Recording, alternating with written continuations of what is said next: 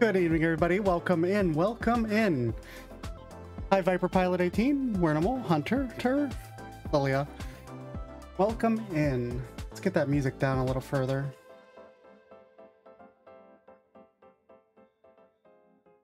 Glad to see everybody here. Up to you. Yeah, absolutely up to you if you want to watch or not. I am more than happy to have you here, Wernimal. I really like this song. It's very, very good. Harris Heller is fantastic.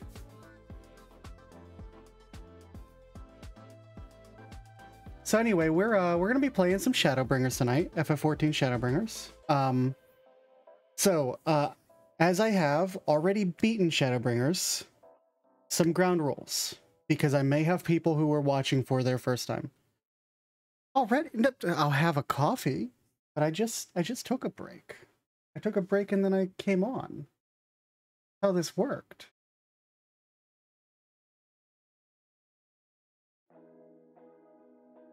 Anyway, setting some ground rules, because there are some people who have not finished Shadowbringers. Spoiler policy applies as this. Do not talk about things that have not yet happened on my stream.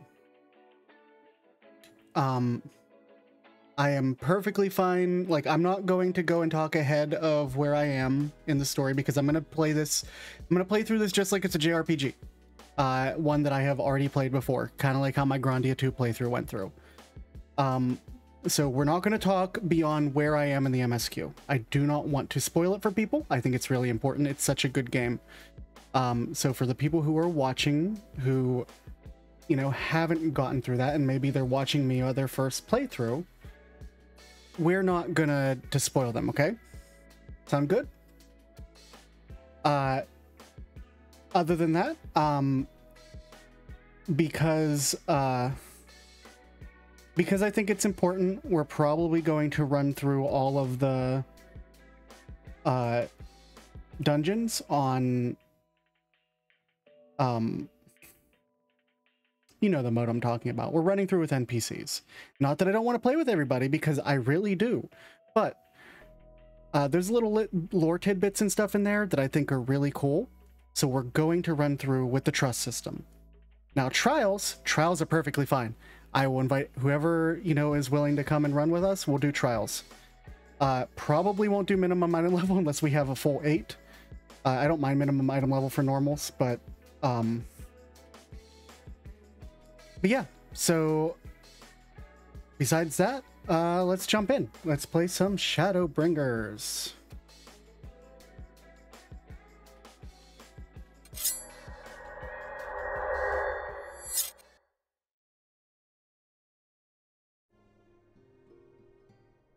And let's get Spotify out of here.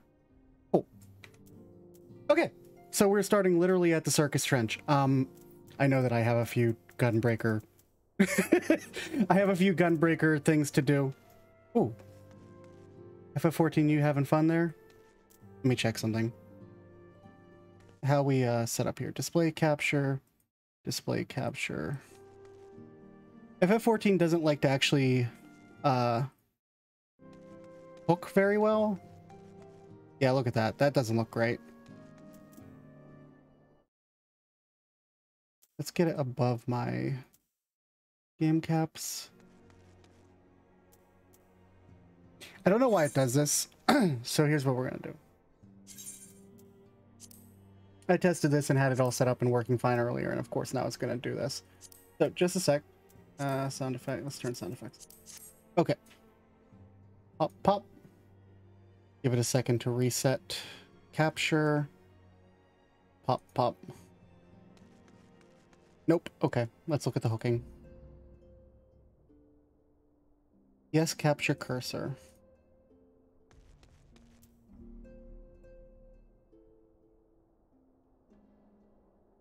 Yes, capture cursor.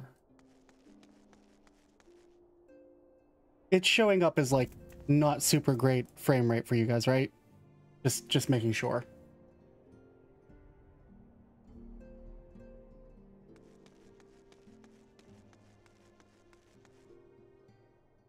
Yeah, it's kind of jaggy, right? Okay.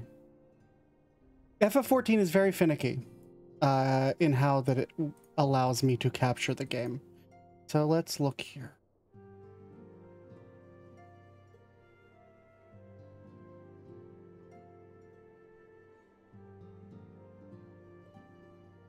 Final Finicky 14, yeah. Bow show. Let's see, did that fix it? No. Let's try the other capture method then. The DXGI. Desktop duplication. I'm running 2 captures of it because I'm blocking my chat using a capture of it, and I don't think that'll change anything. Let's find out. Nope. Okay. Hold on. Literally, this was just working the other day. I tested it.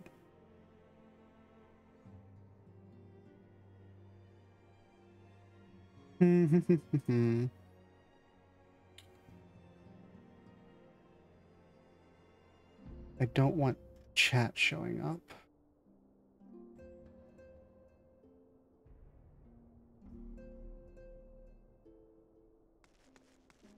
That work better? No. What are we doing here, Final Fantasy 14? We're gonna have to restart it? We're probably gonna have to restart it. Okay, just a sec, just a sec, just a sec.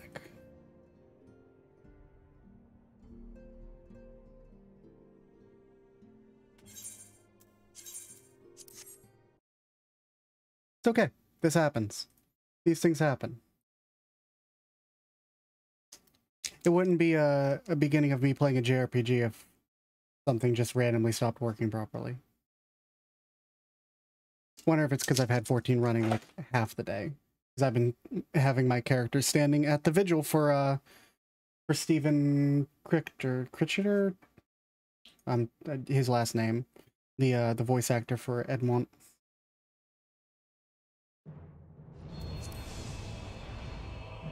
So I've literally had the game running all day.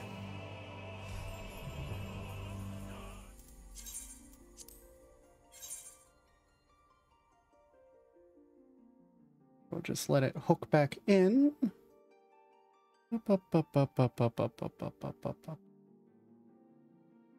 Come on, load us in, please.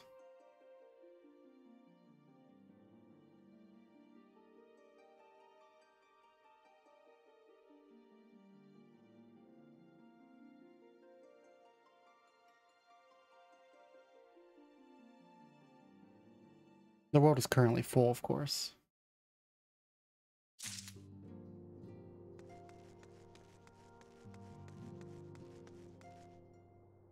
Yeah, I'm dropping frames, but I'm not dropping frames in game, am I? No, look, now it's the opposite problem. Before it was making my game lag, but the screen capture was fine, and now I'm got what the fuck, game?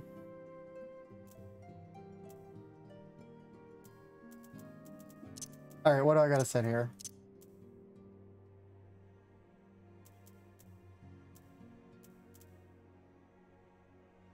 Let's try limiting my frame rate. Did that fix it? Okay, that fixed it. Cool. Talk to Tataru. Tataru is itching to share what appears to be good news.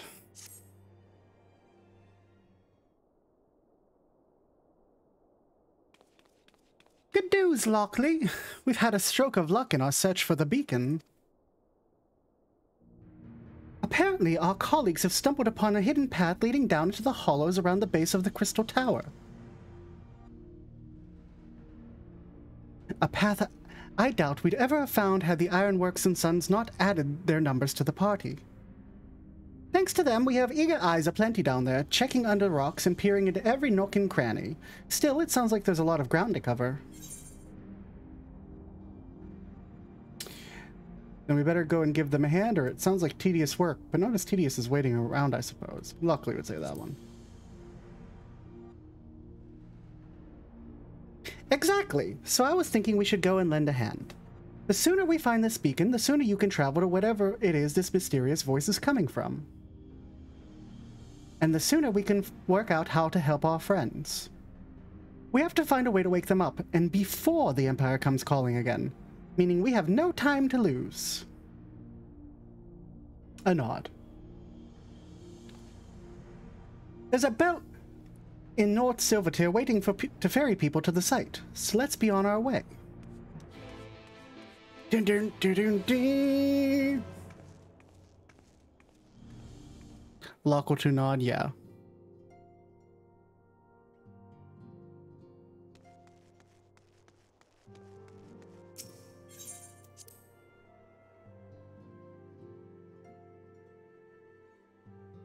So now I've noticed that my screen on my game is starting to lag. I can't win.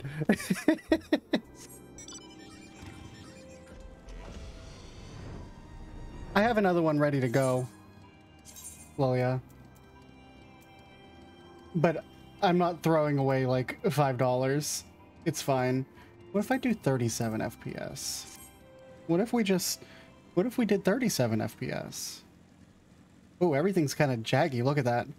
That shouldn't be happening.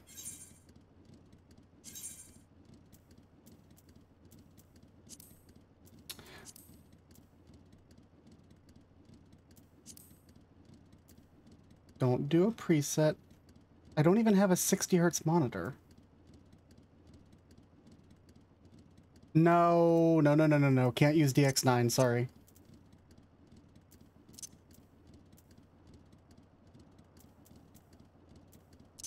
That is not something that will work. Good idea. It's not only that the DX9 client's dead, I literally cannot run DX9 client. Because I am running Reshade. Where did the... Was it under character config? I've already lost the config for refresh rate. Here we go. Turning the limiter back off. And I'm going to try to throw this on full screen.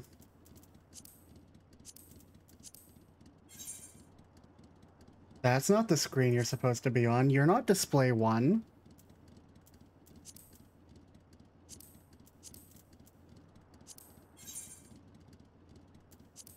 So here's a fun fact. It continues to throw itself onto the wrong screen.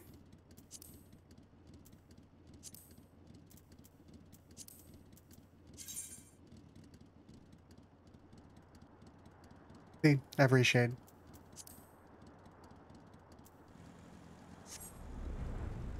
Is everything suddenly working? Everything's suddenly working. Okay. I have a strange feeling we're going to be fighting with Final Fantasy XIV. This game, I did some research when I was first doing this, and it very much does not like being captured for whatever reason. We'll get there. Into the survey site, sir. It's on the eastern shore of the lake, and the swiftest ways to get there is by boat. Yes, we're gonna go to the survey site.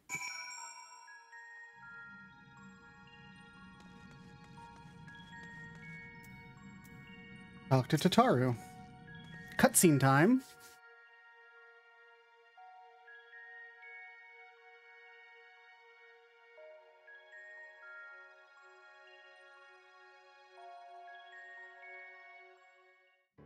Yeah, FF14 is weird in that it just literally does not like being captured for some reason. I couldn't tell you why. I used to have this problem on my raid streams too, using a completely different streaming software. And I'm not overcapping on... Look how many people there are.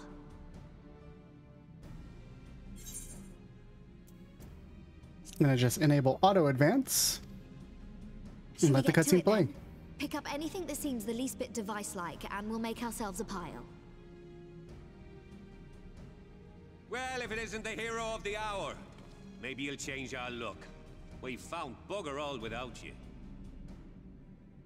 Biggs! Wedge! Hi, Wedge. Hi, Biggs. Aye, aye. Well, we could hardly say no to a call for aid from the Scions.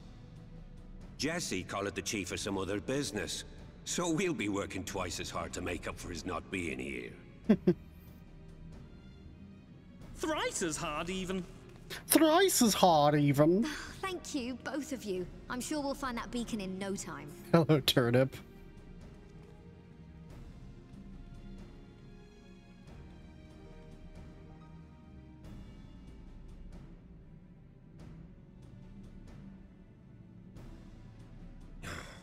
I'm not seeing anything out here. Do you reckon you could squeeze in there, Wedge? And get stuck halfway? No, thank you. How's game volume, by the way? I could try if you like. Tataru, no! We couldn't ask you to do that. Oh, I'll be fine. This receptionist is not afraid to get her hands dirty. Could have used turned up a little bit, or is it just perfectly fine? I'd like to know what the balance is between my my voice in the game. It's good? Cool. What did we find? I meant to say, the scholars haven't finished their preliminary assessment of the site yet, so we're not supposed to venture too far in. It's okay, I found the thing. See, it's got a logo on it. What's that you got there? Now that looks promising. It's a random cog. Isn't that the Ironworks symbol? Counterfeiters? Oh, it's migraine time. You are right. What's happening?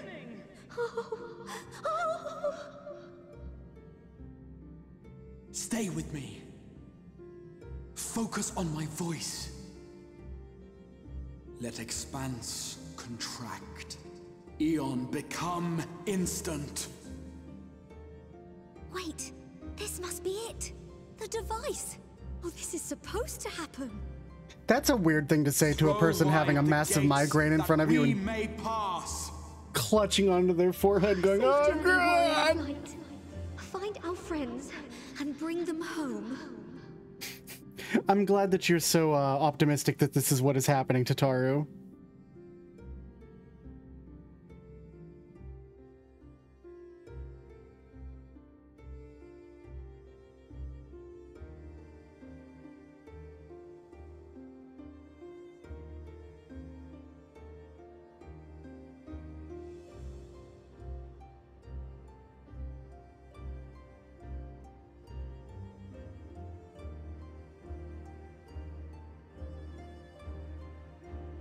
We in space. And we flying.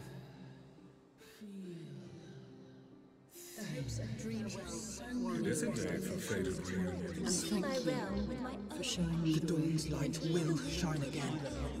Oh, do not look at me so. How dare you? There's no freedom in that. This is one battle you cannot fight.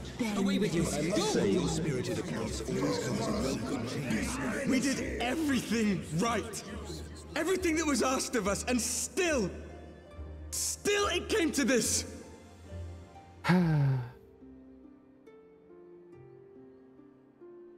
Oh, inverted colors.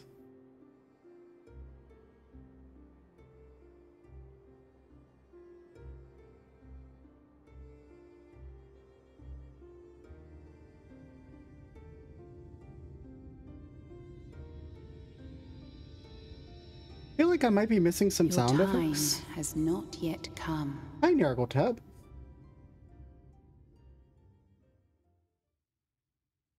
I have to check my sound settings when we get out of the cutscene.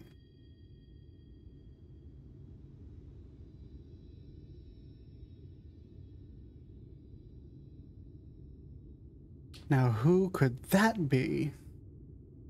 An Ascian? A man in black? Oh, that looks like the warrior AF gear. That's an axe.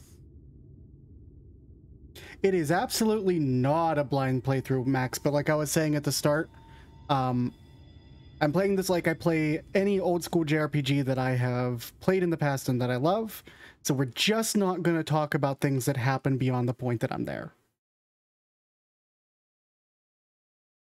It's going to function the same as my Shenmue playthrough and the same as my Grandia 2 playthrough. And the same as my Skies of Arcadia whenever I eventually get to that.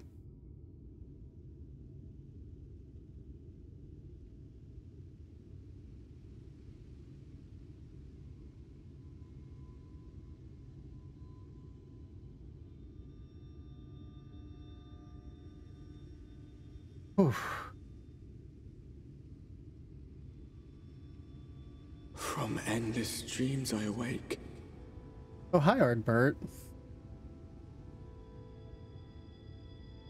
The narrator.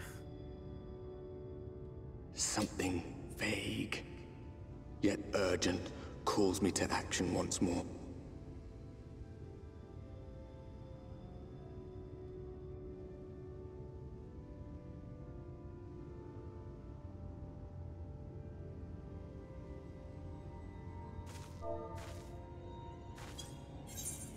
No, don't skip cutscene. It's really weird. I didn't have sound effects there for a bit.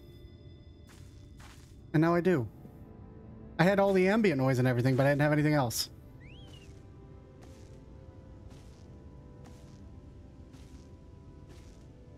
That's a fun way to play it. I was planning to do it mostly as Paladin, but my Paladin's level 75 at this point, so I need to get... Rare to meet someone out here who's not a peddler themselves. What brings you into the wilds this time of night? I need to put the XP on something useful. What brings you into the wilds this time of night? What do you mean this time of night?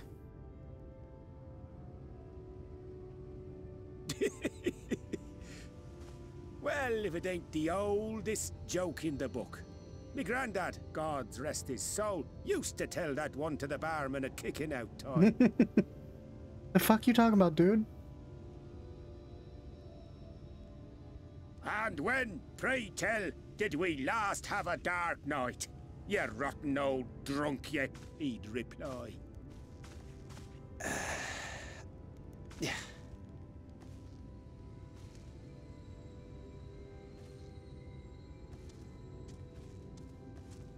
Over 100 bleeding years ago, that's when. Hey, whatever makes your playthrough better.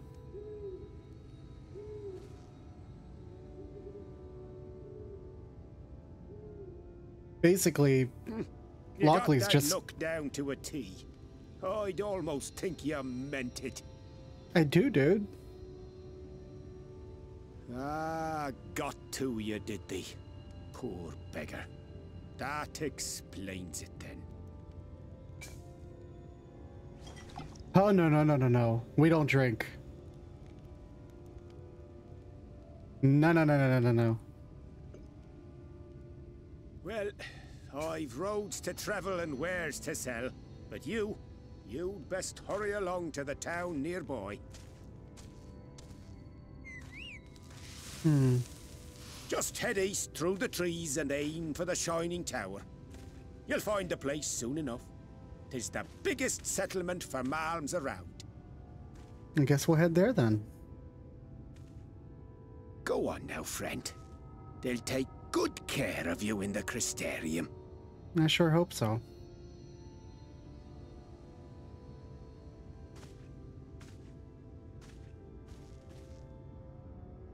God, Lakeland is so pretty.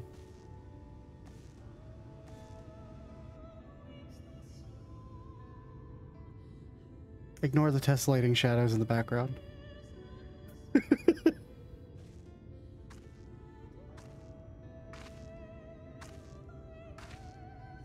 To dizzying heights it rises. The gleaming spire. Its tip threatening to pierce the blinding canopy. There, it will all begin anew. Between dark and light. The pure and the corrupt. The one true struggle.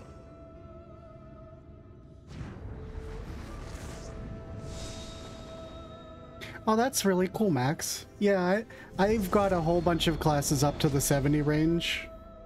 So, like, I'm working on it. But, like, look, Paladin's 75. So, like, I won't get nearly as much out of the XP from these early quests if I stick on Paladin, despite the fact that that's what I want to play through as. Machinist is 73. Red Mage is 71, so I'm gonna go here with Gunbreaker since it's the only one that's level 70. And we'll go from there.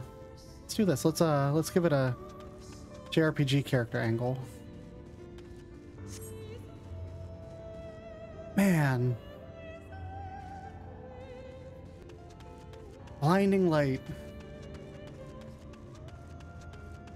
I would. Red Mage is probably the best to run, like if you're just casually doing magic DPS, because it's really hard to screw up.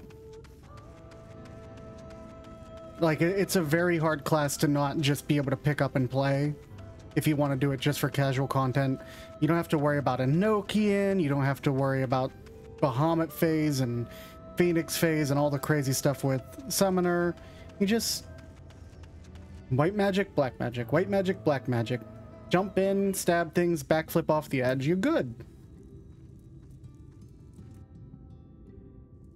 Halt. What if I don't, though? Oh, I guess I'll stop.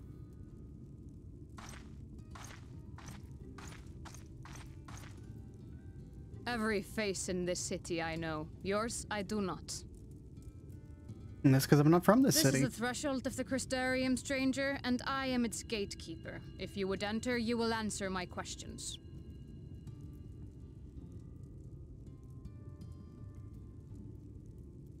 From where do you hail? Oh, that's easy. We're from Ul'dah. Did I start this character in Ul'dah? We're from the source.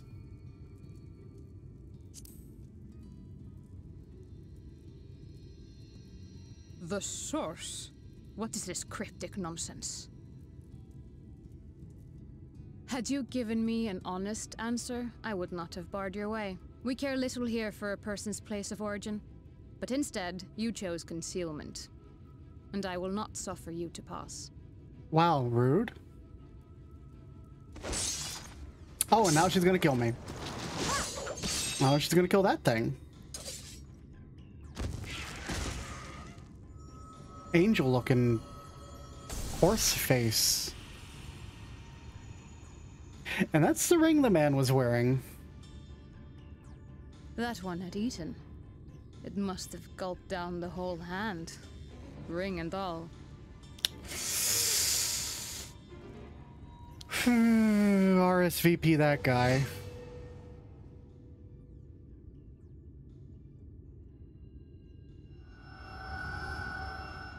Sorry, guy who was a clone of the three brothers from our world. Everything all right, Captain?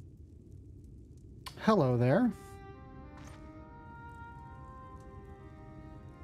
Quite all right, my lord. Just a stray sin eater, and a weak one at that. Yeah, Max, I know. I see. Weak or not, we should be on the lookout for more. Hi. You just smiled at me. My guest. I will escort her to the Crystarium myself, if you've no objections. None. Another of your mysterious friends, is it?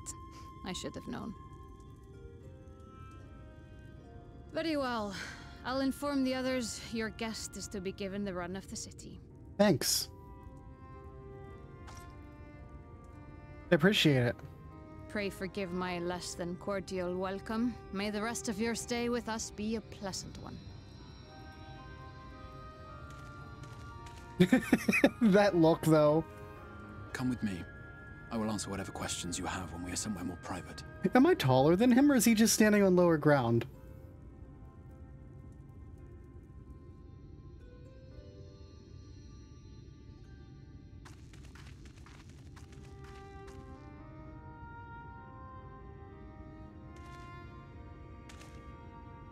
Right then, before we plunge into the wheres and wherefores, let me first thank you for answering my summons. I didn't have much of a choice. Answering my summons, okay. I had intended to bring you directly to my personal quarters, but I fear my aim was slightly off. That you were still able to make the crossing unharmed is a great relief. Okay. And so, we come to the question of where. The realm in which you now find yourself belongs to one of the 13 reflections, or shards. The first, to be precise, even if its inhabitants are largely oblivious to the fact. We As do to know about the wherefore, reflections. Having been awarded the rather grandiose title of Crystal Exarch, I, in my capacity as caretaker of the Crystarium, thought to seek the aid of you and your companions. But probably not in this way, right?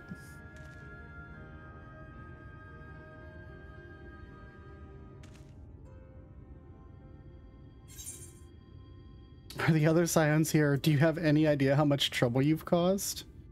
Do you have any idea how much trouble you've caused?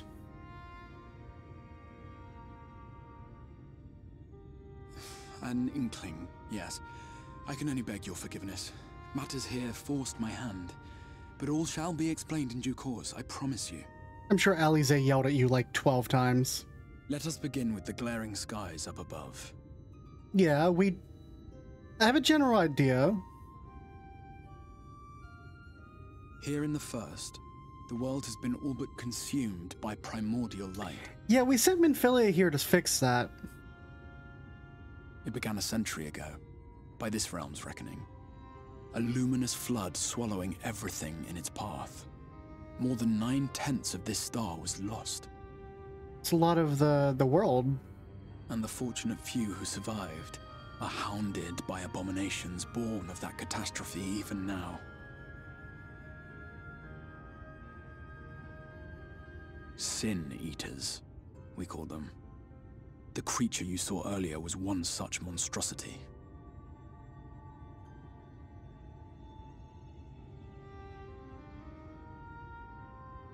Okay. Sin Eaters. It was to save the first from this menace that I learned to bridge the rift between worlds. That I might call upon the aid of the greatest of heroes. Okay, so why am I here? I'm just a retainer. And though it meant depriving a world of its champion, I had to try, for in saving the first, you would bring salvation to the source as well. You could have asked. I'm sure there was an easier way. But what manner of host harangues his guests in the middle of the road? Let us continue our talk within the Crystarium. Okay. You should tell me where my friends are. Maybe.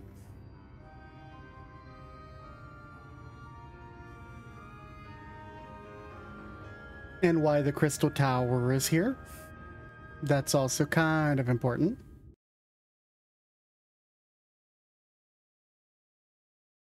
Yeah, Max, I spent a good amount of the day hanging out at the vigil in front of the Fortome Manor.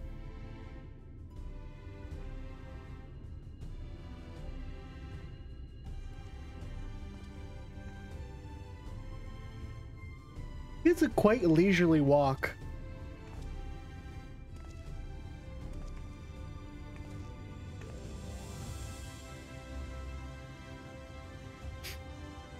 It's huge.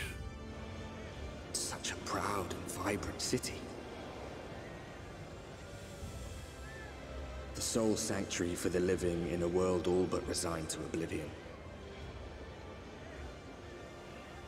Each stone was laid with hope. The town itself a symbol, a monument to defiance in the face of death. No would-be hero could fail to answer its call. For who among us does not yearn for salvation? I like the little flecks of light that are falling down from the sky. It's very interesting. Norvrent, the Crystarium. Like, it's a really cool effect to show that, like, the light is not natural.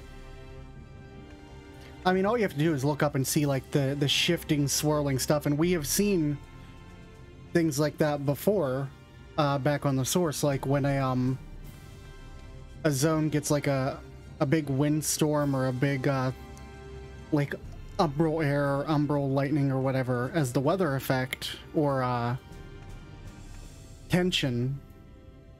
Like, the sky gets kind of like this. I love it when games use, like, the sky and environmental storytelling. It's very good.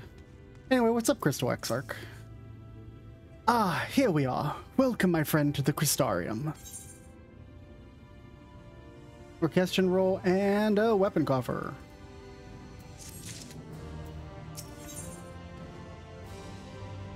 I don't need any of this stuff because I have escaping gear. Crystal Exarch has a request for you.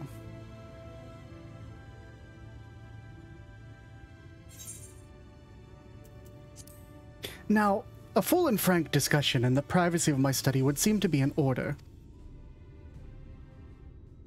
But I think our conversation would be more meaningful were you to first gain a firmer grasp of the situation here.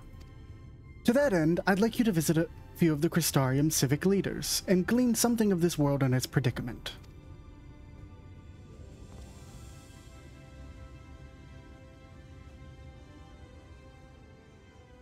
As you can see, this path will take you directly to the Aetheryte, a convenience of which I am sure you're only too familiar.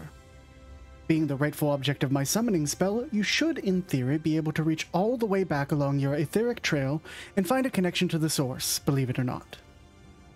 I strongly suggest you complete this attunement before venturing any further. Really, do you? You suggest that I attune to the Aetheryte? I should do that before I go anywhere so that if I go and die, it doesn't send me back to Limsa Lominsa and then I can't get back?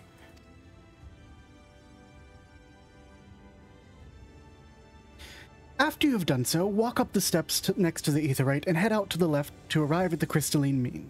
This is where you'll find our collective of gatherers and crafters, as well as our spokeswoman, Catless, one of the people I thought you should like to meet.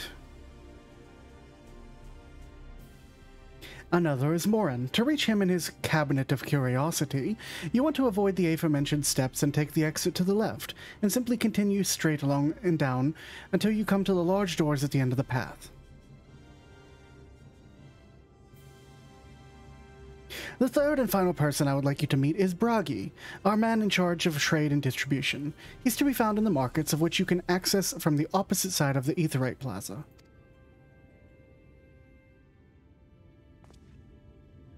In seeking out each of my colleagues, you will visit the major districts of the city and hopefully gain a feel for the place. I trust my directions were simple enough.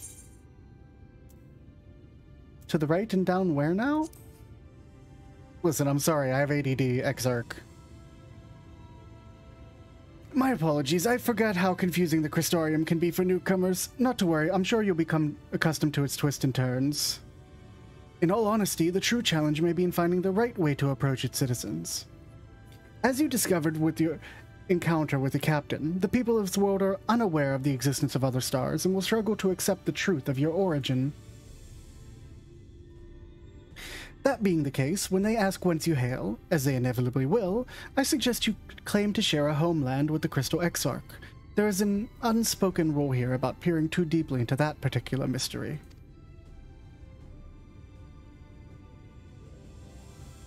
When you finish making the rounds, pray meet me at the large courtyard at the center of town. Until then...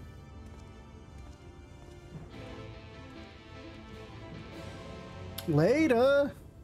All right, let's go attune to the Aetherite.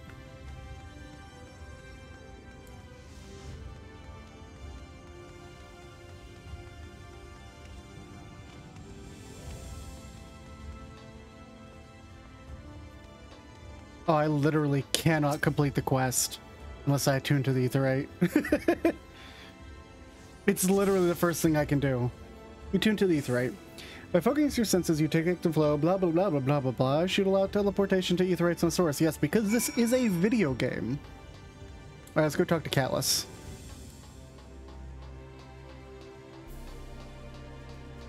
Sprint. Go faster. What am I doing? I can just... Haha! Speed boost.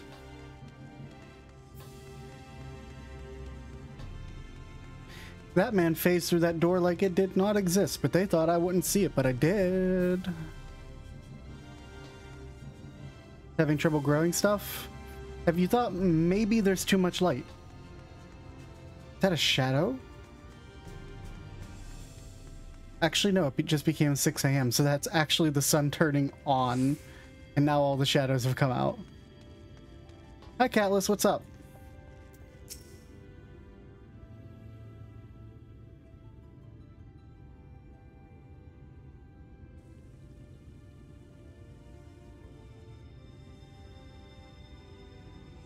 Rare to see a place so well stocked with goods, isn't it?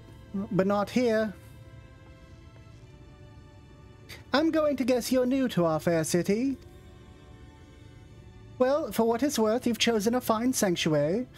The Exarch can throw up a barrier if the Sin-Eaters come knocking, so it's a damn sight safer in here than it is out there. Safer and more civilized, too. Thanks to us and the mean. We work together to procure materials and resources and craft the goods which make the city life possible. It is this place to visit if you need a coat mended or a kettle forged. Just don't go thinking it'll all be handed to you on a plate like those Yulmoran layabouts. Here in the Crystarium, we work for a living. Though I see you're no stranger to honest labor. You don't have that whiff of indolence on you like some folks I've met. Still, I can't quite pin down your profession. Where is it you're from? Where the Exarch came from. One of the Exarch's countrymen, you say? I see. Well then, I'll work twice as hard to make you feel welcome. Our city wouldn't even exist if it weren't for him, and any friend of his is a friend of ours. Hi Zelo, welcome in! It really is quite incredible when you think about it. They say his grand magic summoned the Crystal Tower into existence, pulled the entire thing out of thin air. Wasn't long before he drove off, before droves of refugees began congregating around its base, desperate. Zelo, thank you. 12 months, that is a whole year. Thank you so much, Zelo. 12 months, a whole year. Has it really been a year since I got affiliate and really started streaming? That's crazy. That's crazy. Holy shit. Man, I should have done a 1-year stream. Too bad I wasn't paying attention to that. I could plan something. We'll plan something. But thank you so much for a year subscribed. It really means a lot. Okay, back to our story here. It wasn't long before the droves of refugees, I lost her voice, began congregating around its base, desperate for shelter after losing their homes to the flood. And that's how the Crystarium began. As the Exarch's invitation, buildings started going up, and with the help of some curious relics he brought forth from the tower, the place gradually expanded into the thriving metropolis you see today. The city stood here for decades now, yet the eldest among us swear the Exarch looks exactly the same as he did back then. Indeed, he is a man of many mysteries, but for all his secrecy has never let us down. So if he, and you, wish to remain silent about your shared homeland, then the folks here will respect your wish for privacy. I am, however, a little more than curious to see any crafting talent you might be hiding. I don't have any. If you've aught to contribute on that front, be sure to come back and visit once you've had a chance to settle in. Just ask for Catless, and I'll find you a niche here in the crystalline mean. You can help us with the cogs at the city greased and turning. Your exchange with Catless has taught you about life in the Crystarium. Now, Mr. Crystal Exarch wants us to run all the way back to the thing and go down the steps, but I'm about to do what they call a pro gamer move.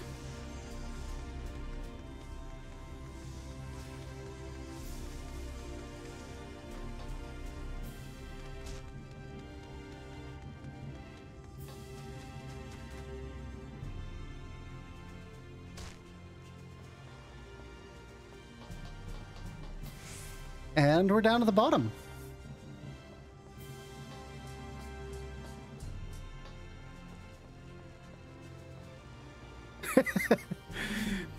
People arguing, nothing changes.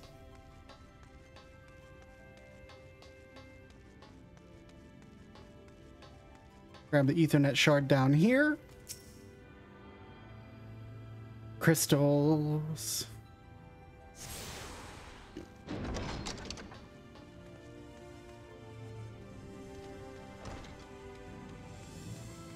We gotta go talk with Moen. I can't remember Moen's voice from the story, so I'm gonna probably give him a bad voice. It's okay. We'll come around to it. But I think he speaks slightly effeminate and a little higher pitched. Excuse me, sir. Are you recently come to the city, perchance? I'm quite familiar with our civic roles, you see, and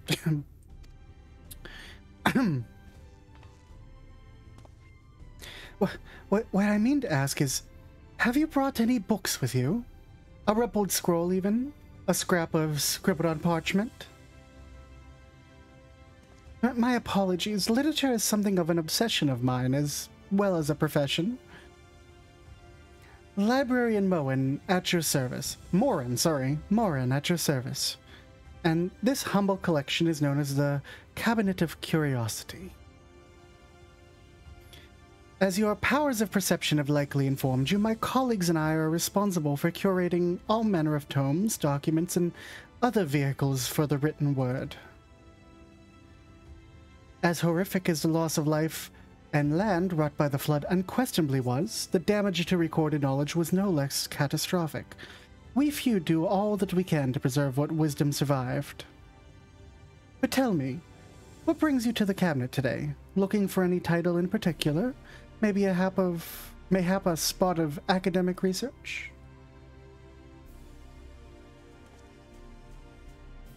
Oh, so you have an interest in modern history. Splendid. A thorough review of recent events can often yield novel perspectives. I quite agree. If you would prefer something visual to accompany the account, then I think I have an illustrated history book for children somewhere. Just a moment. I'll fetch it for you. Listen, I know that my Warrior of Light is a retainer, but he can read, dude. I don't need a picture book. And here we are. Would you like to pull up a chair? Make yourself more comfortable?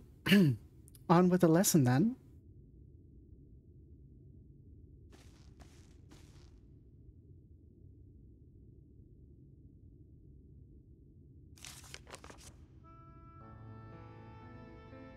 A 100 years ago, or near enough not to matter, villains known as the Warriors of Light slew the Shadowkeeper, the Steward of Darkness. In the wake of this tainted deed, light began to pour into the world as if from unseen cracks. It pulled and swelled without cease until the day an enormous blinding wave rose up and swept across our star. We called this calamity the Flood of Light. Everything it touched was leached of life and vigor, leaving naught behind but a luminous wasteland. Lines up with what we know so far. Less on the villain's part. Yet, just when it seemed that all would be lost, a savior appeared before us. The Oracle of Light. She stood twixt us and the approaching doom, and by her power did she stay the flood. Thus was Norvrant, and Norvrant alone spared the fate of erasure.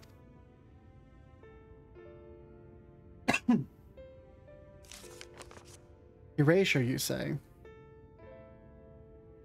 Tragedy would, however, arrive in another form. From the blasted emptiness descended horrors of strange and terrible aspect to bedevil the few folk who survived.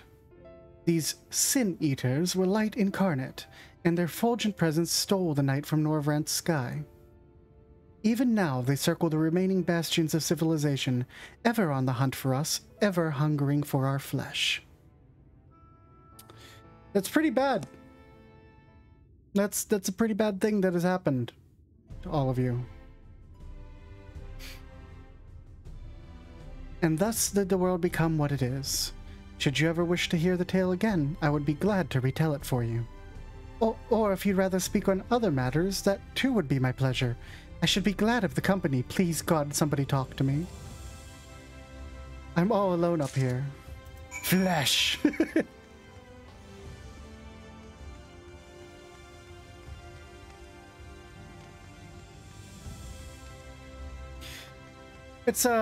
It's pretty devastating, to be completely honest.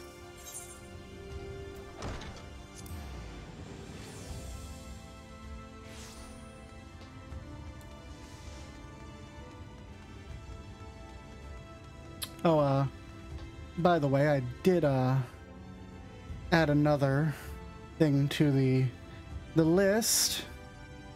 Sip and Yip. Thank you, Nargle.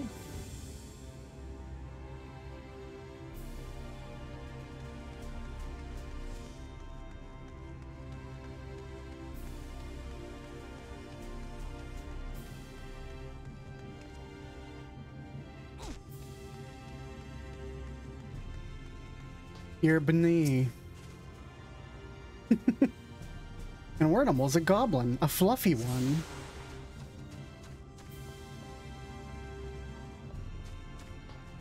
Gobby Boom. Tongue flaps for uplanders or whatever. Alright, let's go over to meet Bragi. How many Ethernets do we got? We got one here, got one all the way up here, and there's still one over here and up there. What's up, Bragi?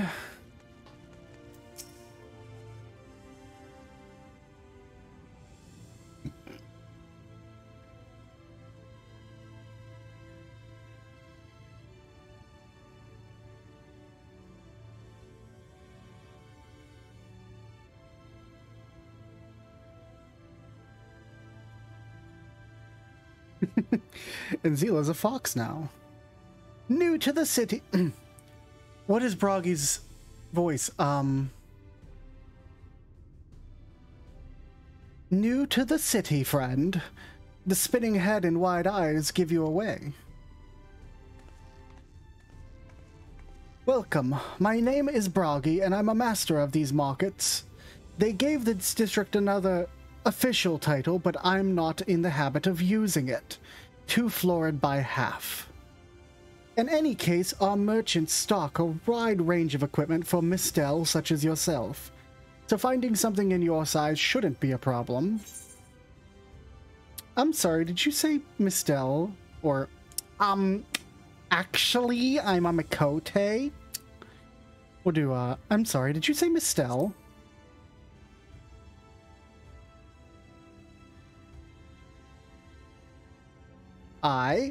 Something wrong?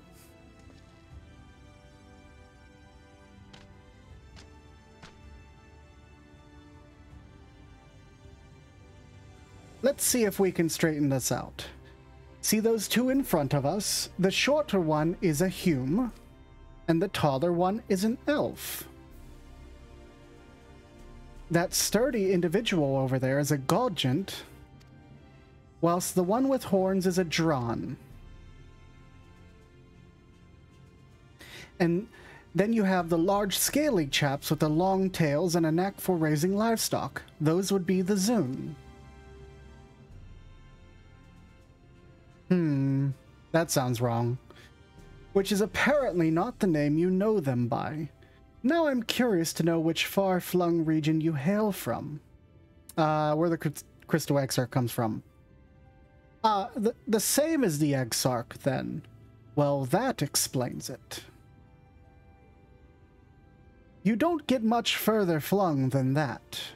We've had a few of your lot pass through in recent years, and despite their obvious learning, they floundered over the simplest things.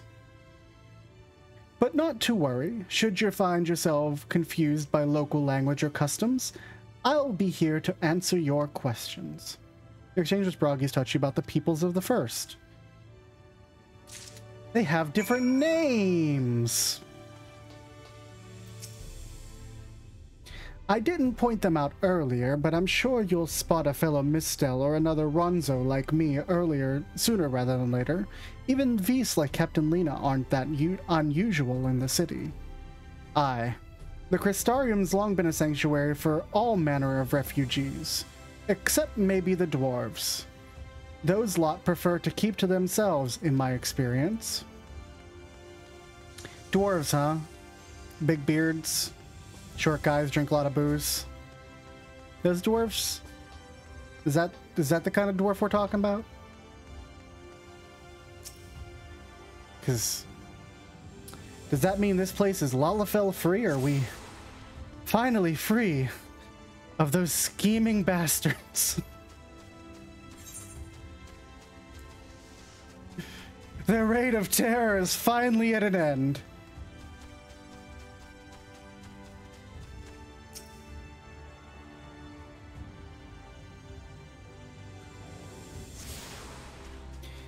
Okay. Have to go...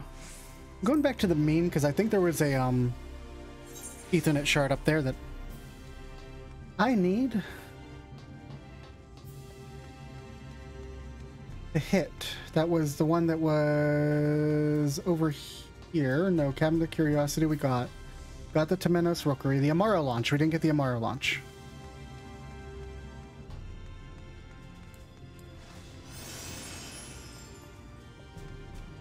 Let's go get the Amaro launch, and then we will switch back to Gunburger and get the XP on that class.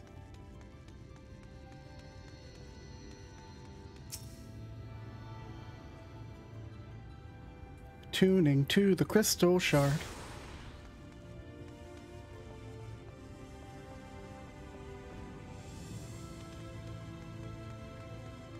A Griffin Yargle? We found what your Sona is gonna be, Yargle. It's a griffin. It's all been sorted out. But a moody one, apparently. That's all the Ethernets, which means it gave me access to the door out as well. Alright, Exarch, what do we got? Well, how did you fare? Did my colleagues help you form a clearer picture of this world and its people? Here's your tickets. Yes, it seems you were treated to a most thorough introduction. I understand it was something of a chore, but 'twas necessary that you grasp these things before we proceed. As for the Crystal Tower's origin, you may have noted that details were sparse. The structure is in fact the selfsame one that you know from the source, transported to the First in its entirety. Now there's a problem there, Exarch, because the Crystal Tower's definitely still there. It's 100% still there. I end up running it like once a day because no one runs any other Alliance roulettes.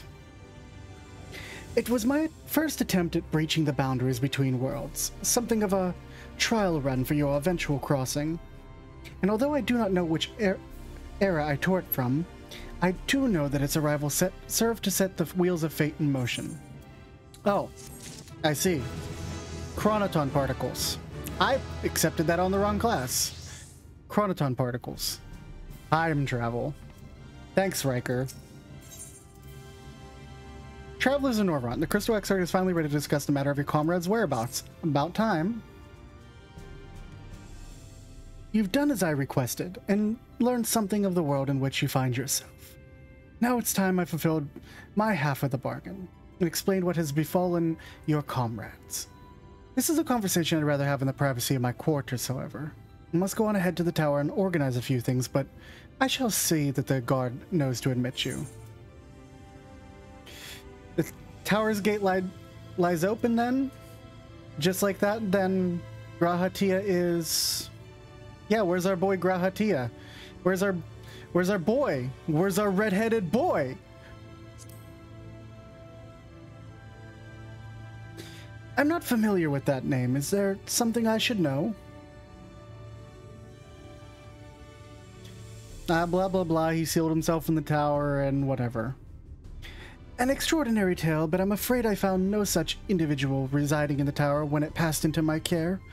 Mayhap we can revisit that mystery another time. For now, I think it's best that we focus on the present. Is that so? I see. Alright, let's get up to the gatekeep. Yeah, some backstory. There's currently a red-headed cat boy living inside the Crystal Tower, sleeping, and it's locked forever. Crystarium Gatekeep. Greetings, sir. The Exarch awaits you within.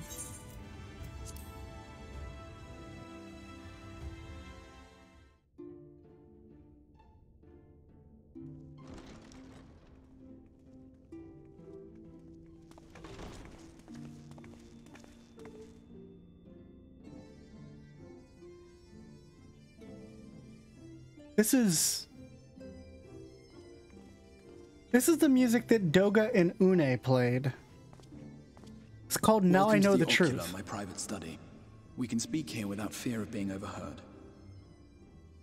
I have much to explain, but the truths which I must touch upon in doing so would cause only distress and confusion to the people of this world. Pray keep that in mind.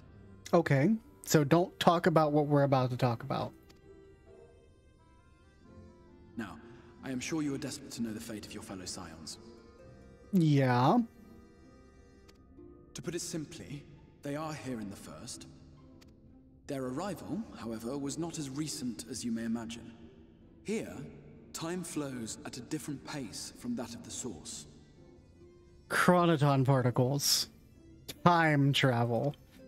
In the space of a single hour in your home world, an entire year might pass in the First. And the reverse could also be true. The pace fluctuates without rhyme or reason, and it cannot be predicted. I need to make that a sound alert.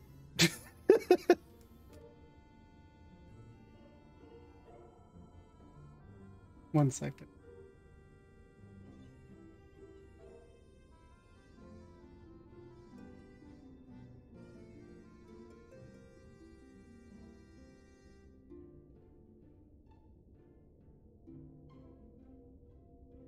Okay, it's not easy to find.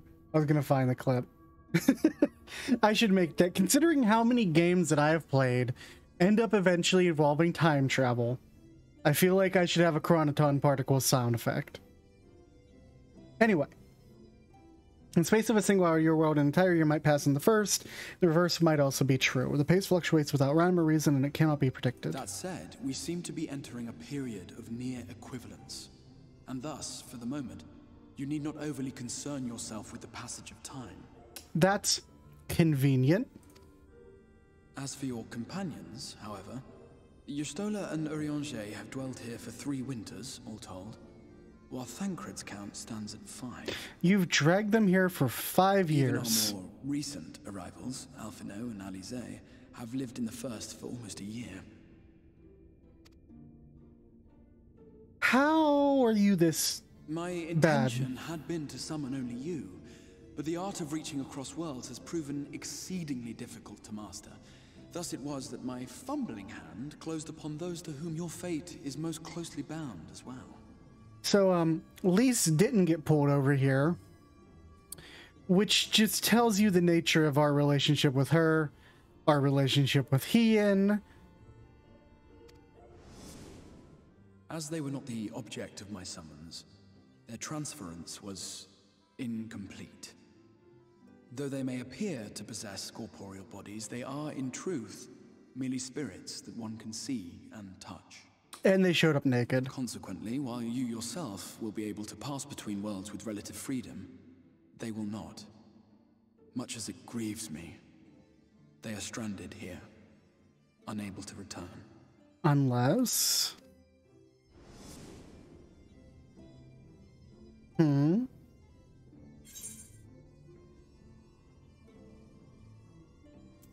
Then find a way to send them back, or what have they been doing all this time? Let's find out what they've been up to. This is kind of like really angy, and I feel like Lockely would more want to know what they've been doing. There's time for angy later.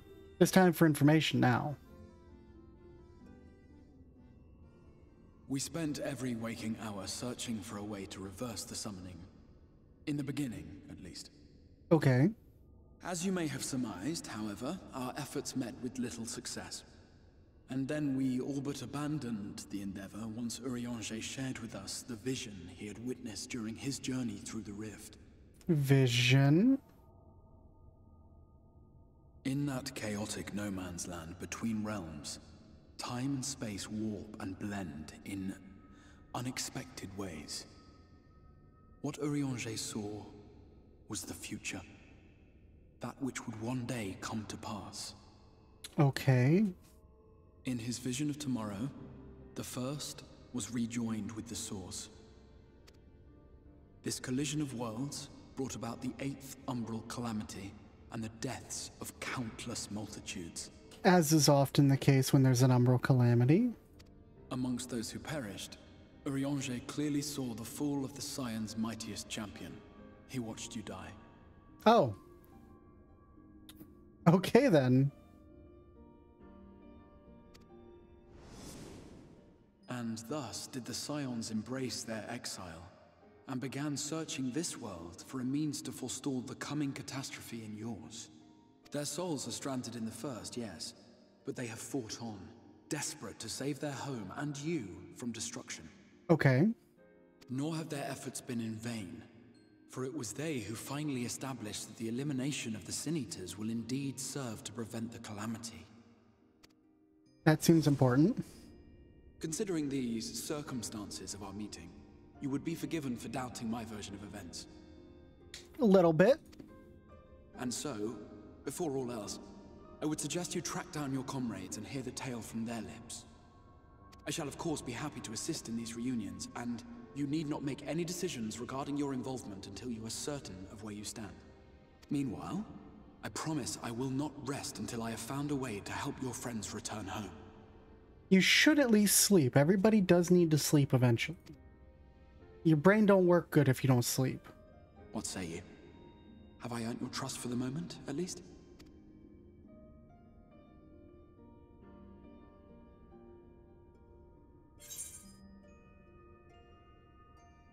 For the moment, I'll say you keep that promise, or for a better, I'll make sure you keep that promise.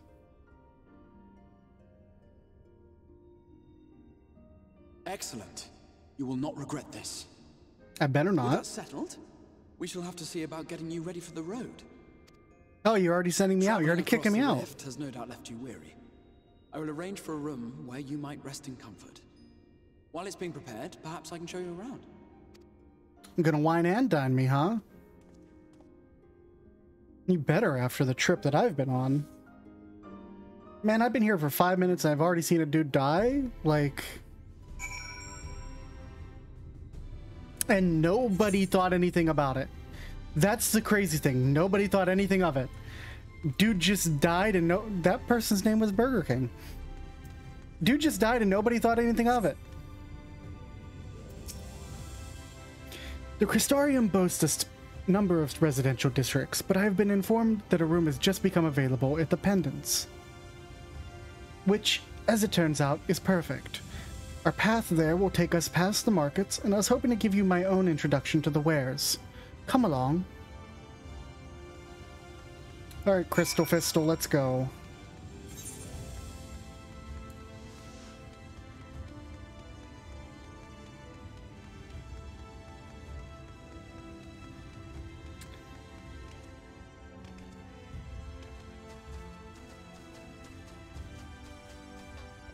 What up, dude?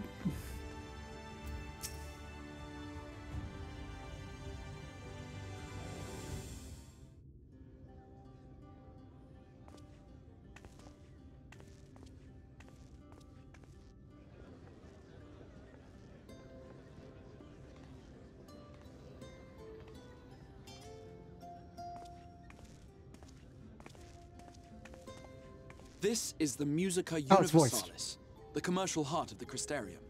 What you might need to prepare for your journeys can be purchased here. Okay.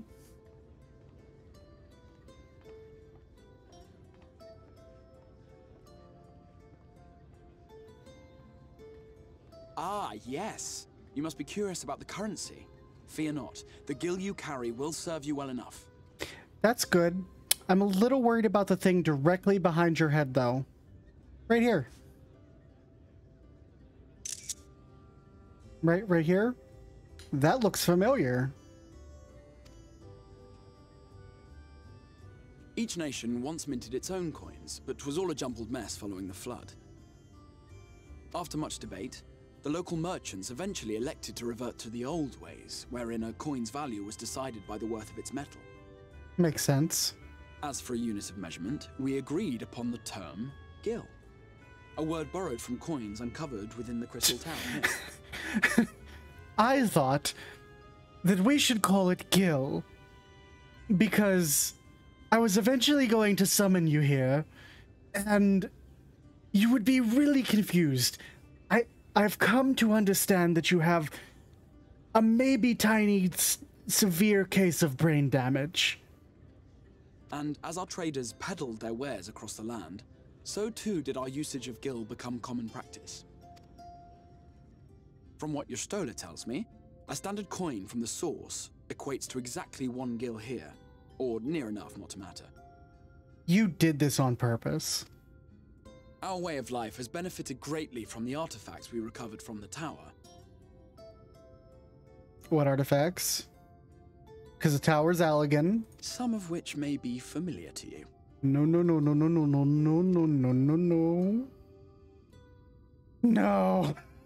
Oh, no.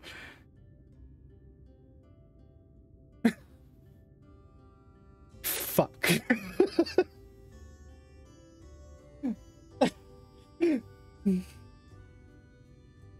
God damn you, Rowena. But I fear it would not be practical for us to provide everything to which you are accustomed. You shall need a means to access the commodities of your homeworld. Can't get away from the tombstones. Can't get away from the tombstones. No matter what you do, you can't get away from the tombstones. Avan Kerm Sin? What did you call me? Yes, I'm here. Of course I'm here. What amusements do you have for me today? It's a pixie. Hello. My dear Feo Ul, paragon of pixie kind. For you, I have the most vital task. This fine lady is a friend from a distant realm. Oh? And we have need of a means to ferry things back and forth from her home. Might you be able to assist us in this matter?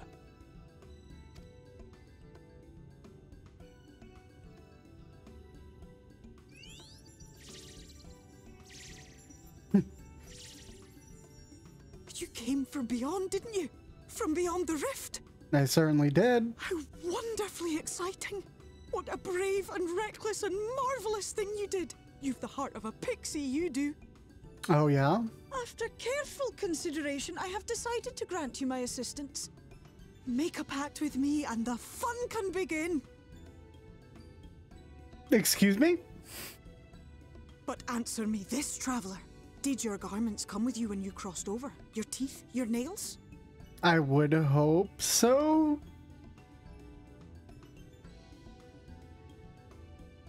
Just as I thought! Then you've a good stout connection with your home through which all your belongings, great and small, may easily pass. Could I have come through without my teeth? Was that an option? What? Could the Exarch have fucked up enough that I had come through the rift without my teeth and nails?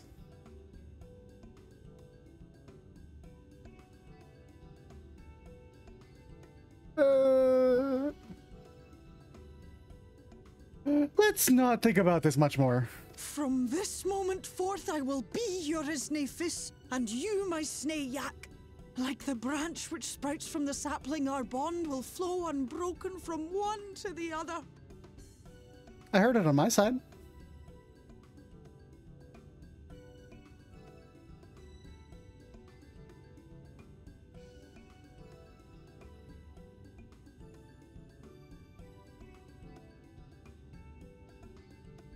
Did you not hear it?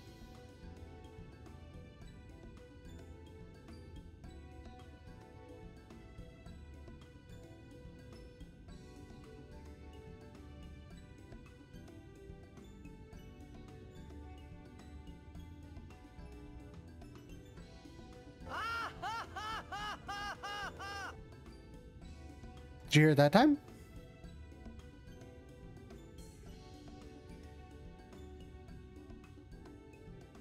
That's weird.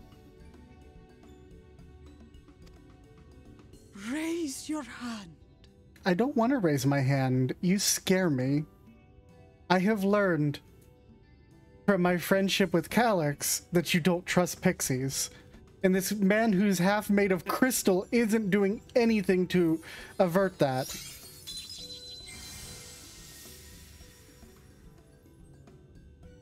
I'm gonna wake up tomorrow, Lalafell, and it's your fault. Come then. Make your request. Tell me your desire. I wish to visit this world of yours. Mayhap a message to your friends in the Source to inform them of your safe arrival. Let's send a message to Tataru. Why would we send a message to Kryl? Consider it done.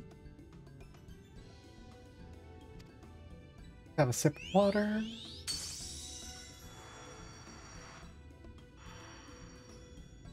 As you heard, that was Feo Ul of the Pixies. Their kind possess an affinity for magic akin to that of arcane beings.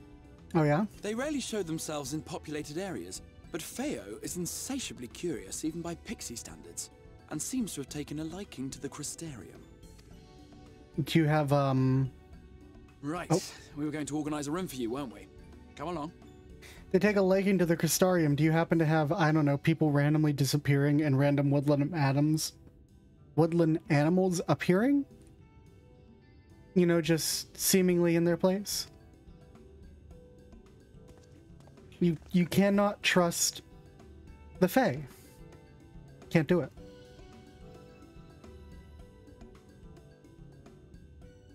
They will mess with you. As a result of your pact with Fae Ul, you now have access to delivery moogles, market boards, and summoning bells while in the first. Okay.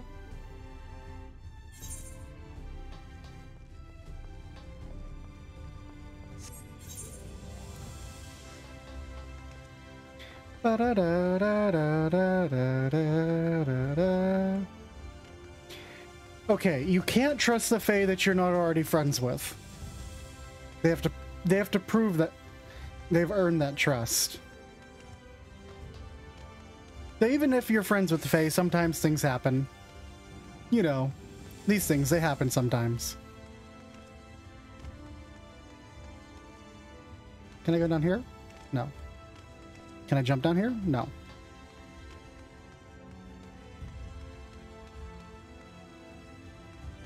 It's a very pretty location. Hi, Boxohan. Ah, there you are. I was just finalizing a matter of your accommodation.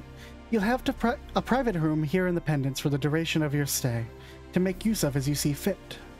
When you are ready to retire, the manager will show you to your lodgings. Pray, rest and recuperate, and we shall reconvene in the ocular anon. I believe that covers all practical concerns. Where are my friends? Thank you for answering my call, Lockely. We are denied the comforting blanket of night, but may peaceful dreams attend to you nonetheless.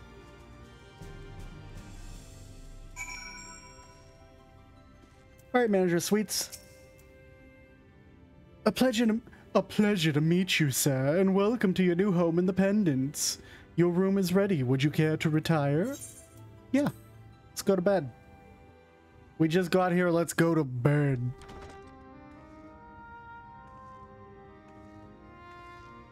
That's the Maker's Ruin.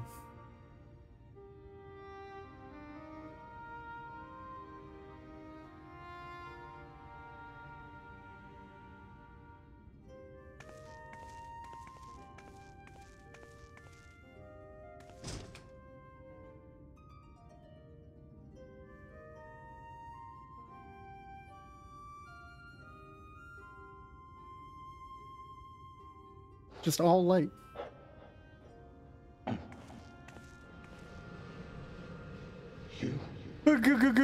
Ghost!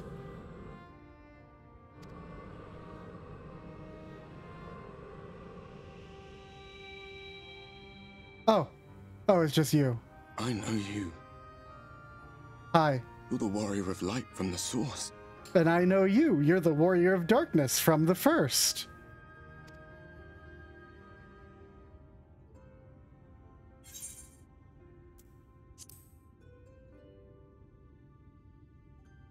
What?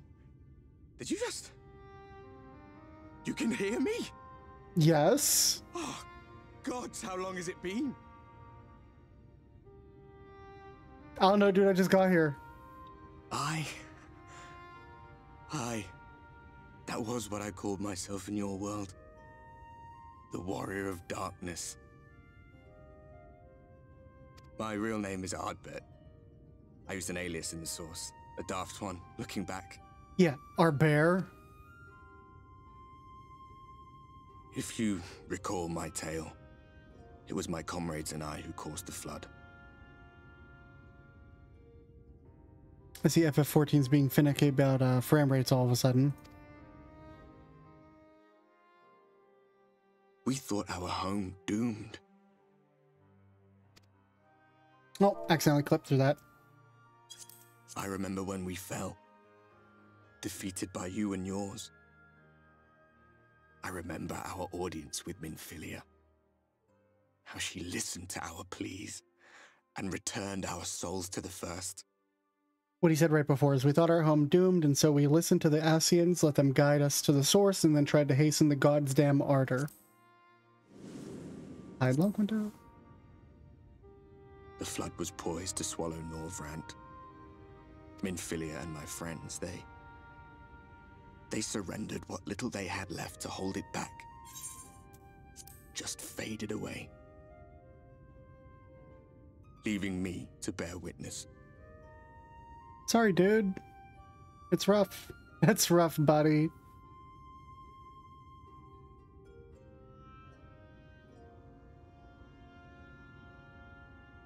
Tell me, do you know the year? How much time has passed since we caused the flood? Morin just told me it's been like 100 years.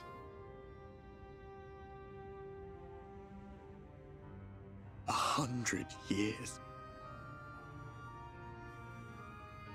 100 long years. I'm sorry, dude.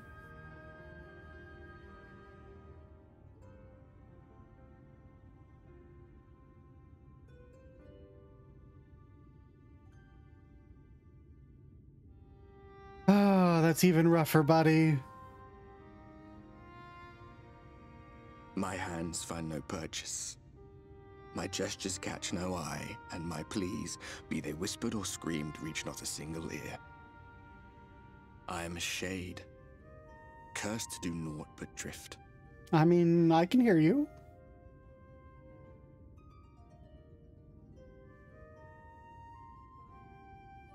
I feel as if I've been walking forever.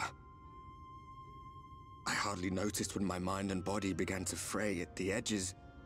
I mean, 100 years of solitude is pretty bad. Then bang! My senses were sharp again. I felt like a fish being reeled in, and before I knew it, I found myself in this room. Why is it that you can see me? What are you even doing here, come to that? Dude, you know about as well as I do. This crystal guy fucking summoned my ass here, and there's light everywhere, and you gotta save your world. You were summoned to save the first. That's about it? A waste of time. This world is beyond saving, like those who try to save it. Wow, rude. Muddled as my mind may be, I've not forgotten that. But if fate has brought me to you, the one person in this God's forsaken world who can see and hear me, then perhaps there is a reason I endured. If I can find out why I was left behind, then maybe I can bring this journey of mine to an end. Maybe. Well, I'll be watching, Warrior of Light. I mean, I'm gonna go to sleep. Are you gonna watch me while I sleep? Be careful out there. This world has had its fill of heroes. Okay, just fade through the door. It's cool. You fade it in, you fade it out. Okay.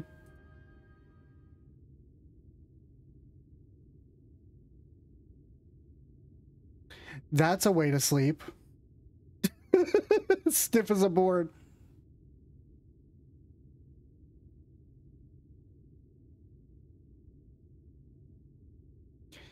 Warrior of Light plank challenge.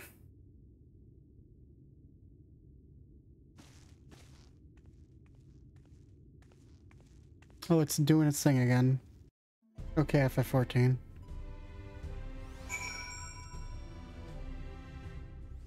I just want to show you guys. I think it's important. I want to show you what things look like on my side and why I'm so confused about this. Just 1 second.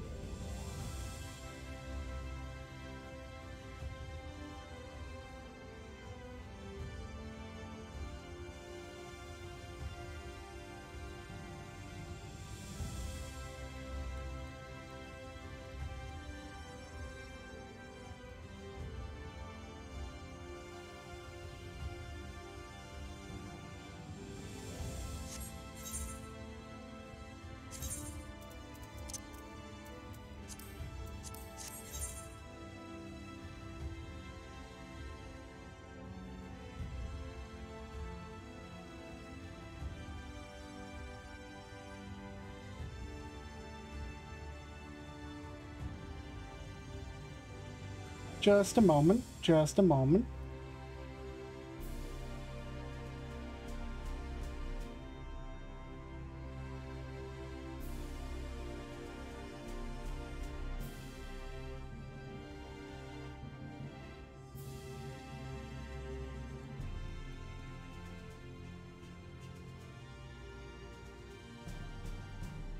That right there is a picture of my stream quality. I've got the game running. I've got OBS running, and my CPU is literally less than 7%, almost at 7.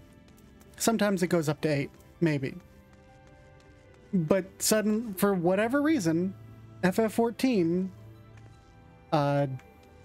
just does this, and I couldn't tell you why. Guess we're gonna go hang with the Crystal Exarch.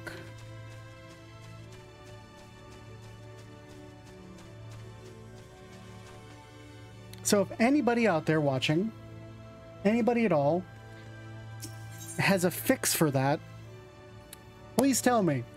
I would love to hear it.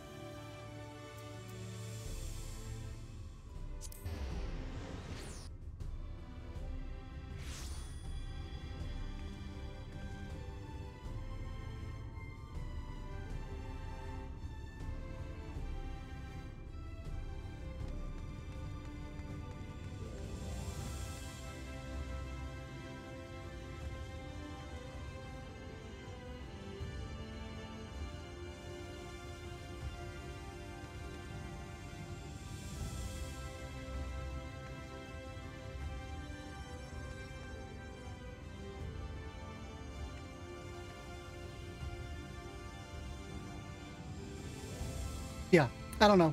Anyway, let's go up to the Ocular and say hi to the Crystal Exarch.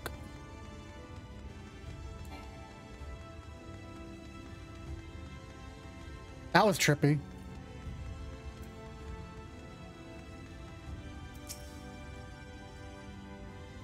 Master Lockely, the Exarch waits you within. What I've actually noticed, this is the craziest thing, is if I click off the game and let the cutscene play, everything runs fine. As soon as I put the game into focus, it starts dropping frames in OBS. But only in OBS, not in game.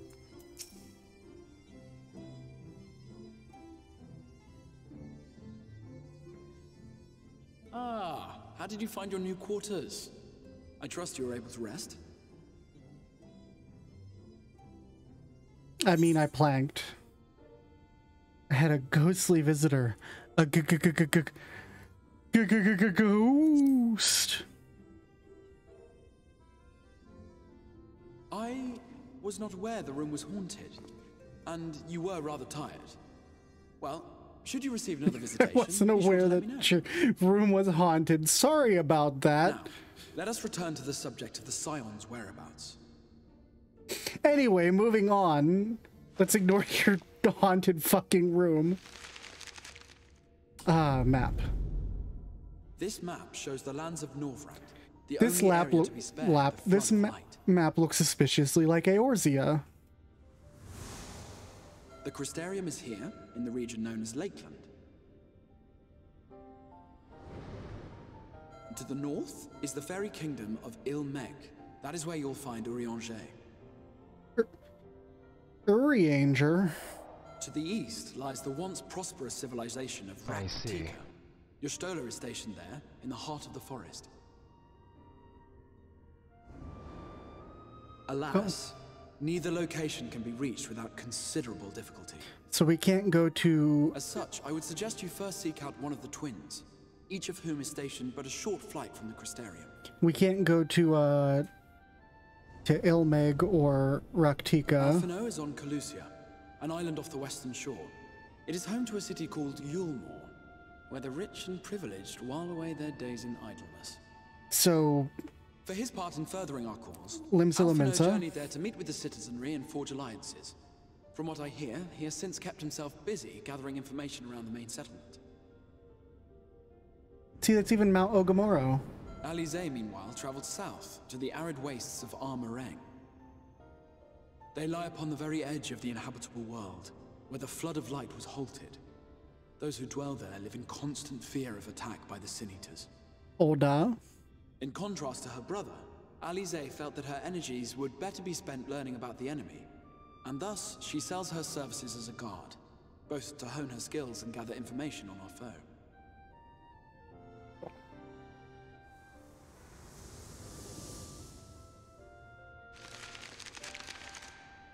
I see.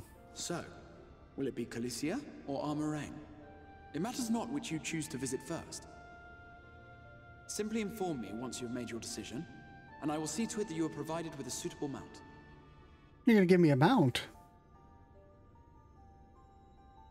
Ah, but you must be wondering about Thancred.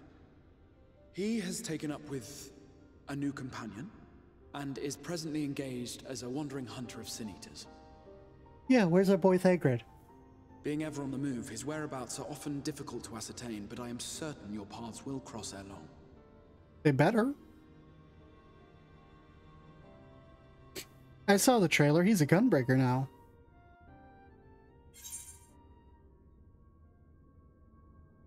And he gave me pants.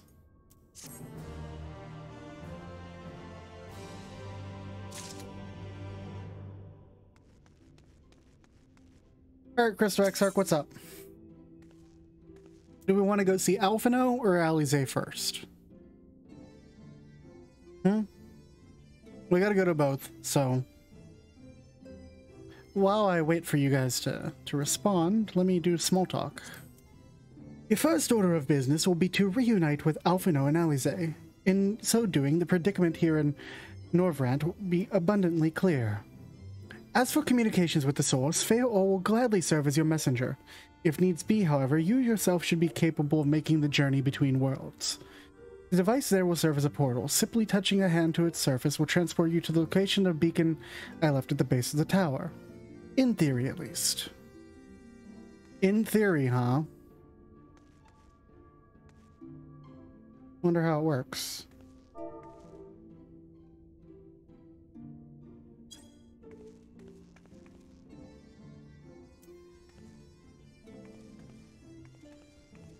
Hey, Exarch, this thing ain't working.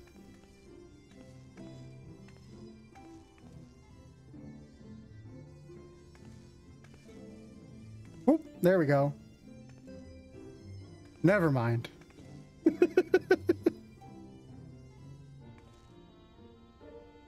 I love the new emote. It's great.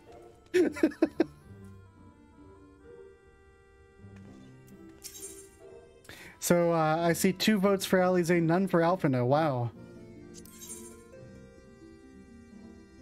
The Crystal Exarch is eager for you to meet with Alize. Ready to depart for Armorang. Alize will be overjoyed to see you safe. I know she was particularly concerned for your well-being. She, impressed upon me how regrettable the timing of her summoning was. Repeatedly. Yeah, dude, we, like, made a promise and everything. We weren't going to, like, let each other go, and then you dragged her here. I can only hope that my part in sending you to her will garner me some measure of forgiveness. Here. This is a letter of introduction addressed to a man named Cassard, the master of the merchant caravan. There are few who know the ways of the desert as well as he does. Find him at the Amara launch, and he will see that you reach your destination. Alright, let's go find Ali.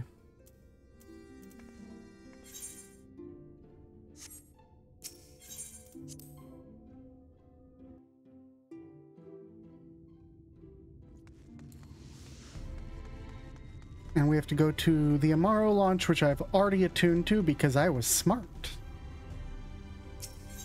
Am smart fox. At least I like to think so.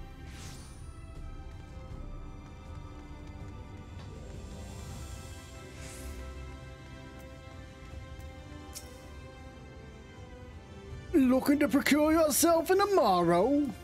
Then I reckon you've come to the right place. 1 second if you would. And there we have it. I've added you to the register. Pray come back when you need a mount. Oh, right. Cassard. If you've come looking for work, I might have a spot for another guard. No, dude, I need you to take me over to Almarang.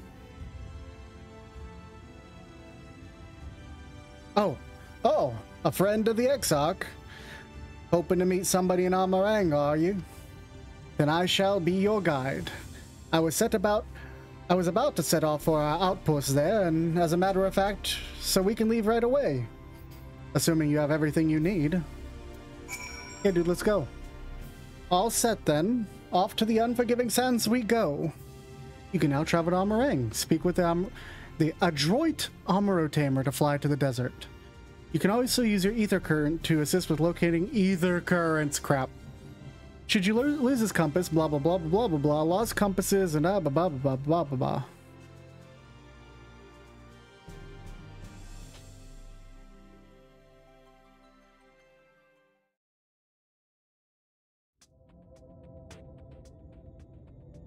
Arang. From this parched earth, the nation of Nabath, Arang once rose. Good music. When I journeyed here, long ago, I spoke with a sun-weathered elder. He told me Armarang meant majestic land in the language of his people.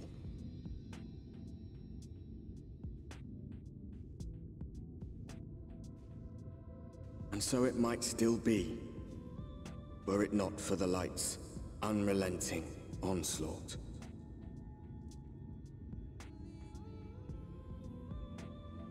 Good music. It's like Moby. It sounds like I'm listening to Moby.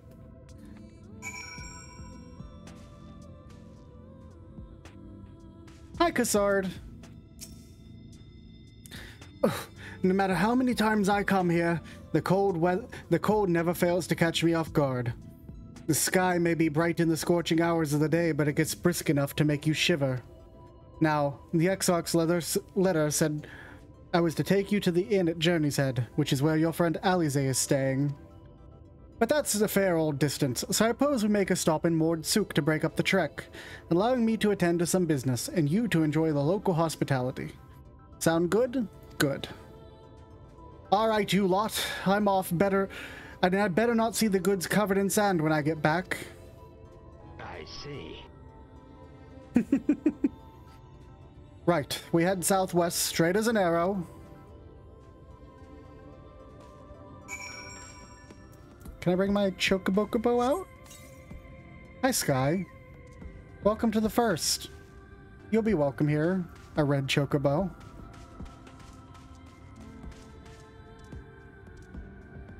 Dalamud red, just like I like it. That's a Cactuar.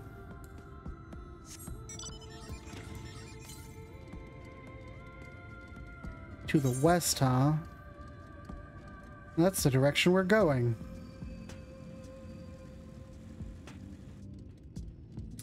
Okay, we have been running for almost 2 hours. My Shadowbringers streams, because I do want to catch up before Endwalker. I think we're going to run 3 hours for these rather than 2. So I do just want to take a small break to stretch my legs.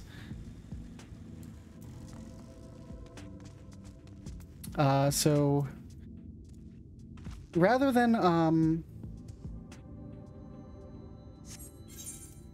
Coffee black. Make it yourself.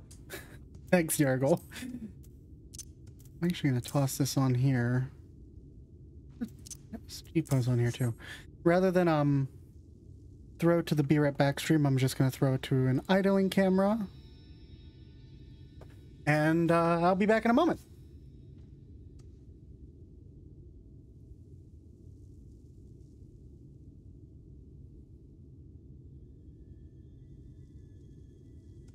Really, Steam? Really? Really?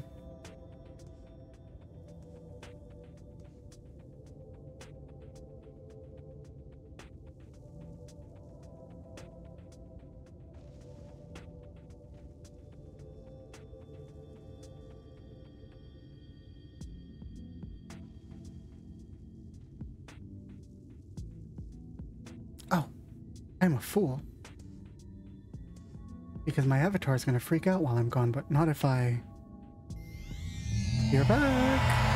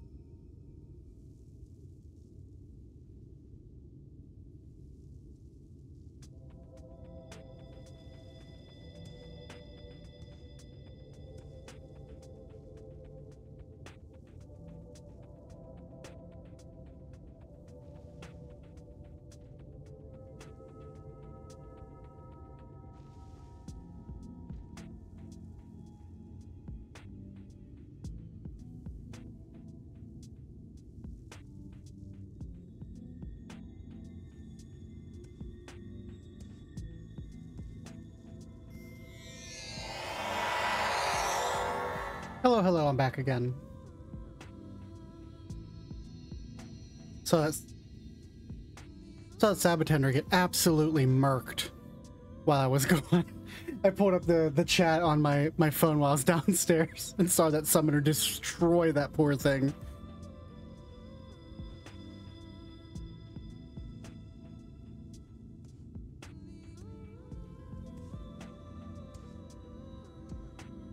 Okay, let's get back to it, shall we?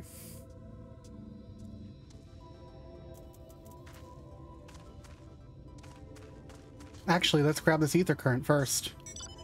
It did sound like while I was gone that the game audio in the was actually quite low, so I'm gonna boost us up here a little bit. Because I tested it on my phone.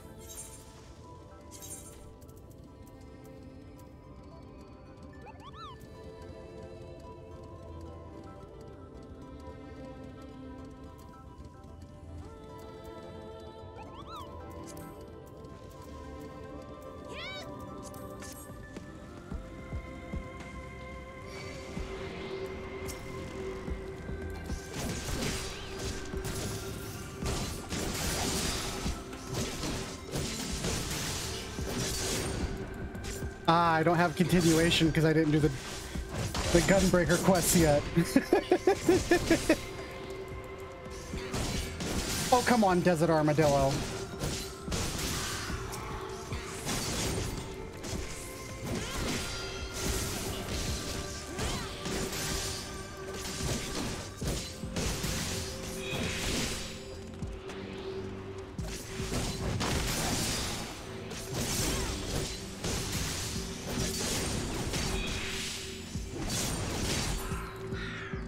I just wanted the ether current, man. I just wanted the ether current. It didn't have to end like this, Desert Armadillo. Or your friend. You didn't have to come for me.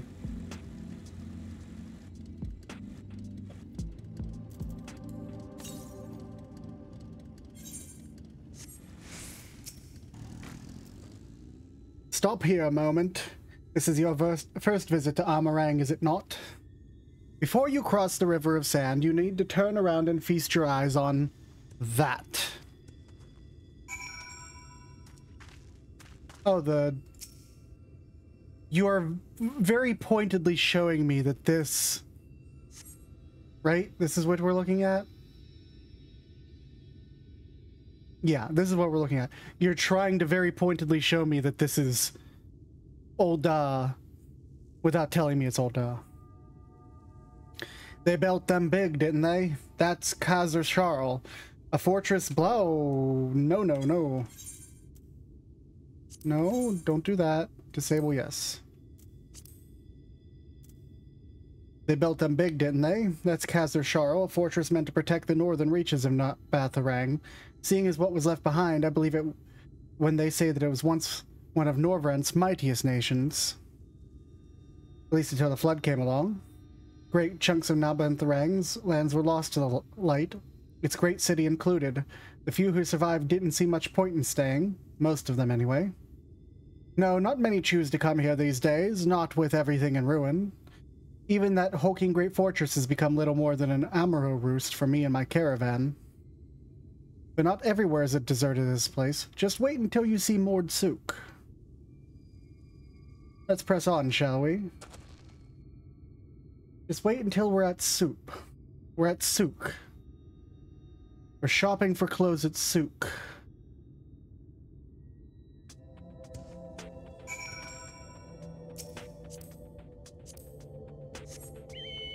Let's go, Sky.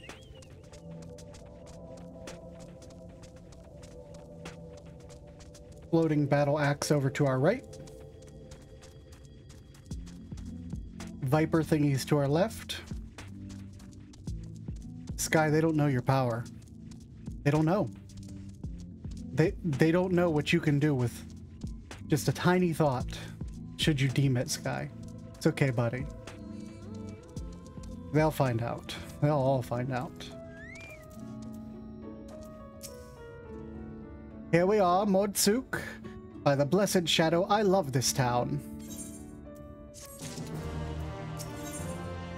Cassard stands at the entrance of Mordsuk, an eager smile on his face.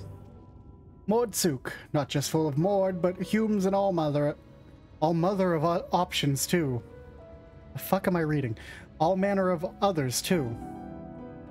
It has long been a refuge for folk displaced by the flood, so the population is nothing if not diversive.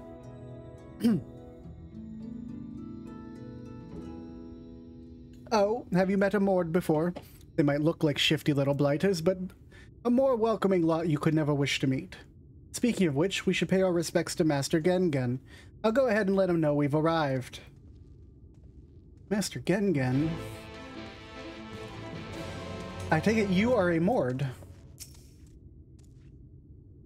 You're a goblin. They're goblins. Not goblins. Goblins, maybe? They're not goblins.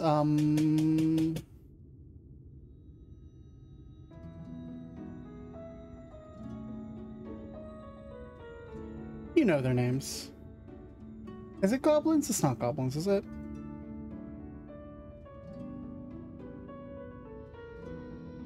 Greetings! Buy something to help feed me and my sons. He's grown big and strong and is eating me out of house and home. I don't need your random crystals, magic man. Zelo, help me out here. What the fuck are they called? Amaro for hire. Add your name to the register. You're just like the Chocobos. Devarius Jackson, you son of a bitch. I don't know who that is, but it sounded like the right thing to say. Skywatcher? Tell me what the weather's going to be, Skywatcher. A wise woman once said that she who does not pay heed to the skies will most surely get wet. Sound advice if you ask me. Would you like to hear what the skies tell us this fine day?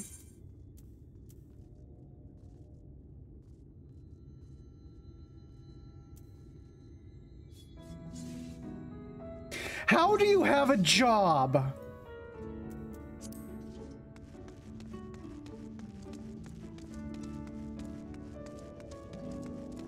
Zelo, what are the what are the Mords actually? A spotted Draken. You're a Draken from Wildstar, Zelo. With spots. Kobolds! Thank you!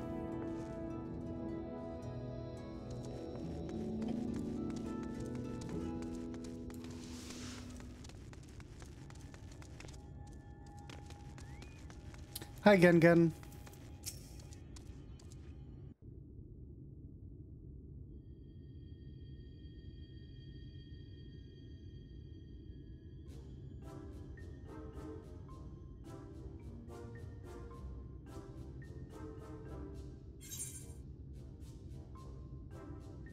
That's a kobold.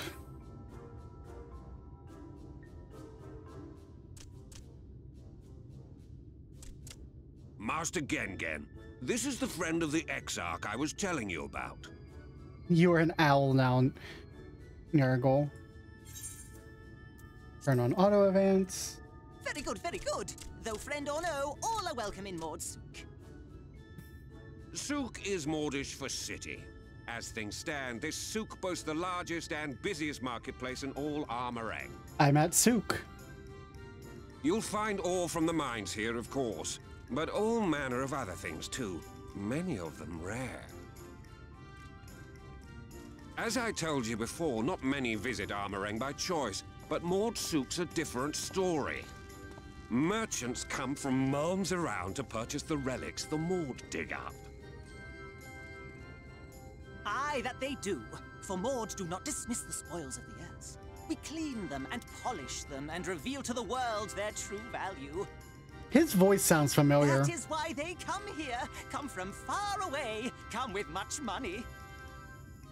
Like, really familiar. And so our souk is always busy, busy, busy. No such thing as a thing no one needs. You say that every time, Master Gengen. Some sort of family motto, wasn't it? Or perhaps a Mord philosophy, for which we should all be very grateful. Would that everyone was so willing to take in refugees regardless of race or creed. Now then, if you intend to spend any time here, you'll want to gain the trust of the locals. And there's a little custom all newcomers are expected to observe. The cracking of the coin purse. You buy one thing from the market. Price can be low or high, just as long as you buy. I have discovered curse knowledge. So I was looking up his voice actor because I'm certain that I've heard him before in something else using a very familiar voice. He's Papa Limo's voice actor. It's Papa Limo. They killed Papa Limo and they turned him into Gen. What the fuck? Yes, really. As the good Maud says, in fact, the Exarch sent a little something to cover this very expense. Oh, did he? A Verbert gold piece, no less. The first I've held in years. That's a pretty expensive thing, I assume. Verbert gold? Real Verbert gold? Oh. Yeah, okay. Jesus Christ. Here, newcomer, crack your coin purse with me. Oh no, you want my goods, newcomer. I have jars and pots all smooth and shiny. Over here! Come and look! You buy? Oh my goodness. Chill. Enough of that! Calm, I say! This one must still journey through the barrens. Nothing bulky, nothing heavy, no pots! No pots! Nothing better for the road than a full belly. Spend that piece at Ronron's place, yes? Eat for 3 before you leave. Ron?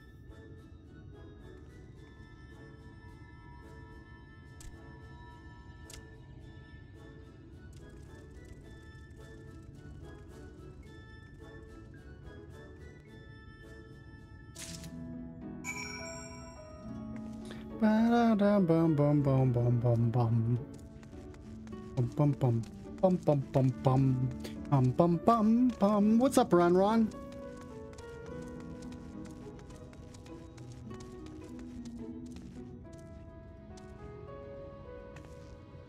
So, we got. Oops. There we go.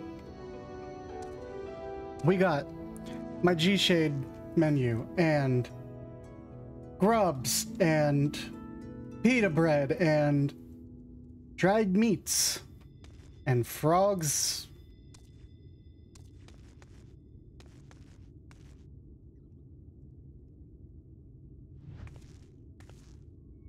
All right, Ron, what are you gonna try to feed me?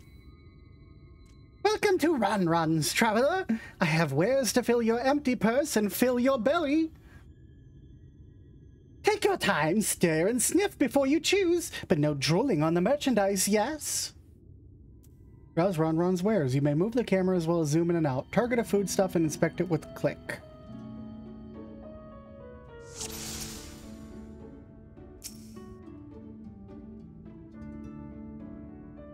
Worms. Everyone's favorite. Plump white worms slathered in honey. Once you eat a glazed wriggler, you'll never want any other treat. Bread. I call that mushlope. The middle is stuffed with bittersweet cactus fruits, so even if the bread dries out, it's still moist inside. Keeps you going in the heat.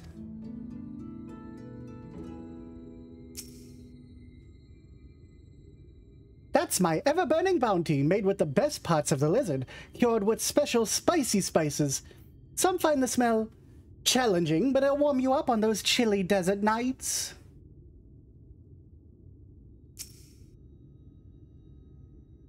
Oh, you'll like those. Chewy skewers. Find a small frog hiding under rocks, spear it with a stick, then roast over a fire.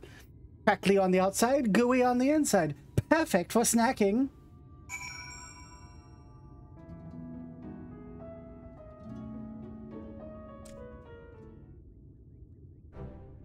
look tasty, yes. Which to choose, which to choose. So we have bread. We have what to me looks like basically beef jerky, except it's like lizard jerky. Chewy skewers, frog, or worm. I'm not eating worm. Not eating worm. Not doing it. Not happening. Not eating worm. A worm. Not eating frog either. I'm not eating worm. It's not happening, Yargo. I'm sorry. Not eating worm. Not gonna happen.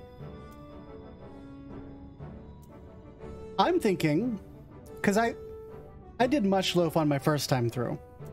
I'm thinking spicy meats. Let's get some spicy beef jerky. Let me move this over to this screen.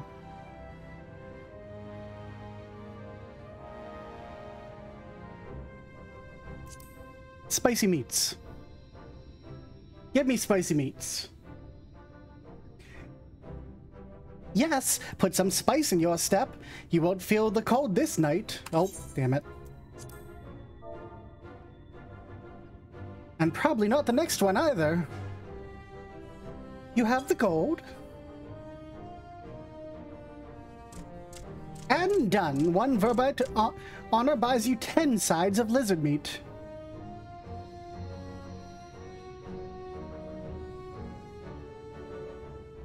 How dare you, Nargle?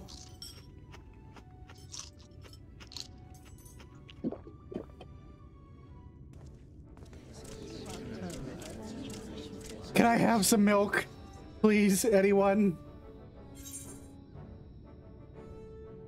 Will you eat the lot? Every last mouthful, or I think I'll share the rest. No, no, no, no, no, no, no, no, no, no, no, no, please don't.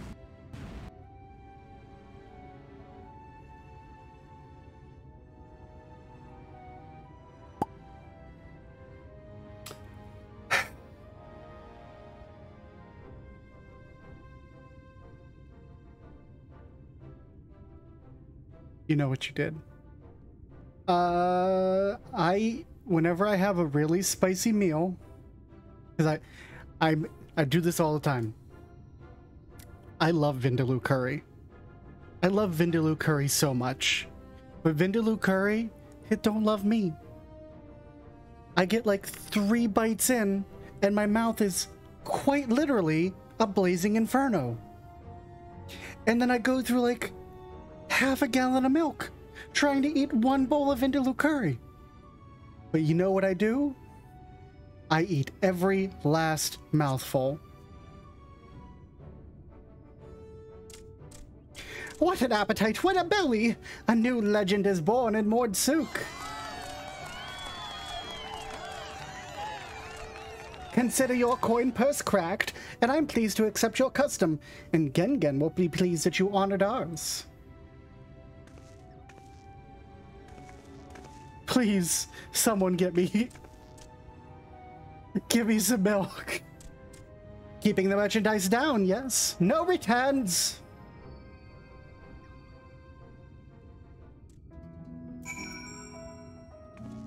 Okay. Let's go turn that in.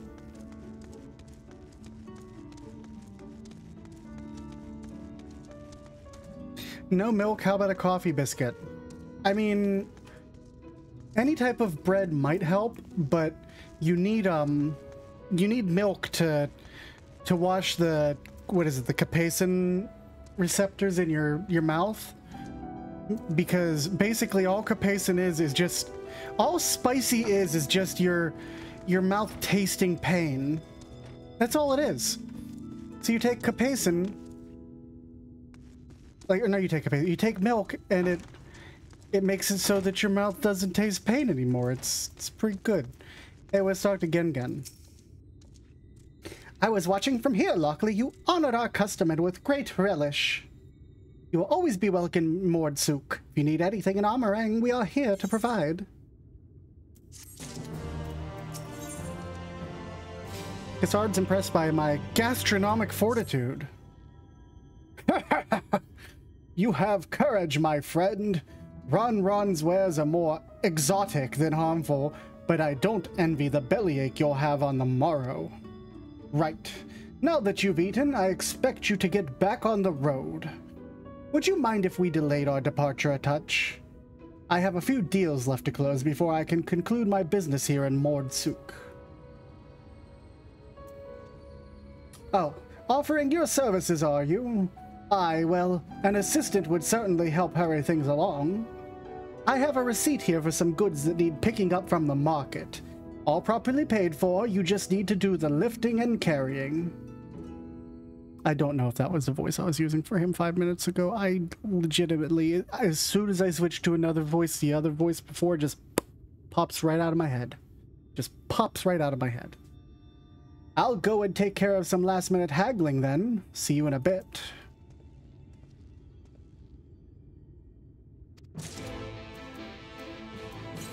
Let's look at the receipt. Table cactus from Thon, iron ore from Thol, Nabatharang antiques from Mill, to be collected from Mol. Okay. Well, I don't need cured leather from Ron. What I do need to do is feed my chocobo gishel grain or else they're going to disappear.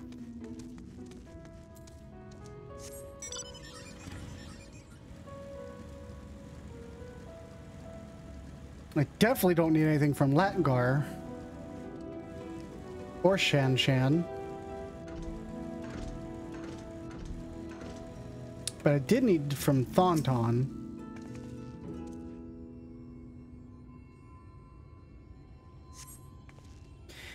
You came in with Cassard, yes? Good. I could finally stop thinking about that sack. Please, take your prickly purchase. There's Mol. In my box of antiquities.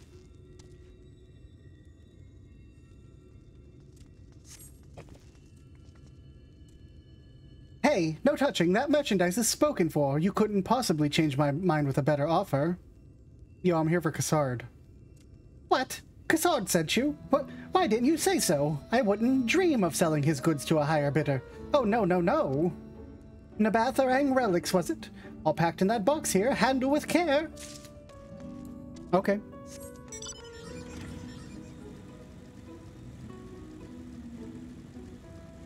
Who else do I gotta go? Mordsuk guard? No, not to you.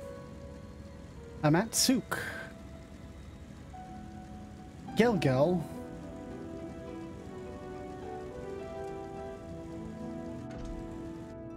I bet you're like somewhere like back here. This game likes to do that. They're like, what if it's...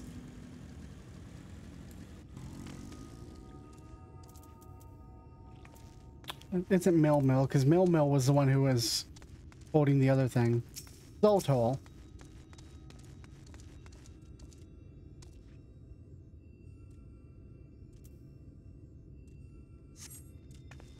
Cassard sent you, didn't he? Right.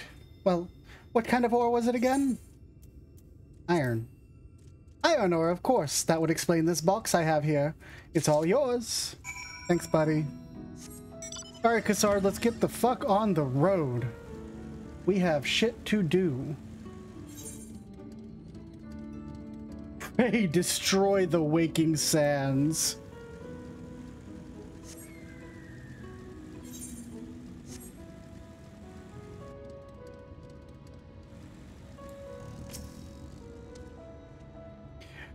Don't tell me you've been round the market entirely already. Here's your shit.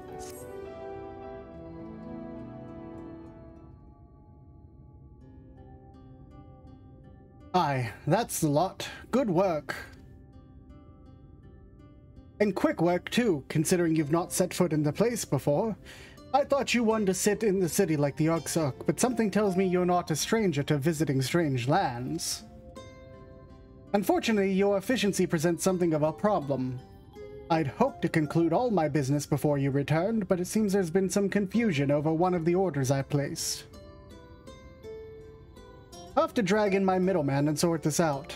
I'm sorry to make you sit around and twiddle your thumbs. Cassard, it's feel like it's been an age since I last saw you. Oh, hi there.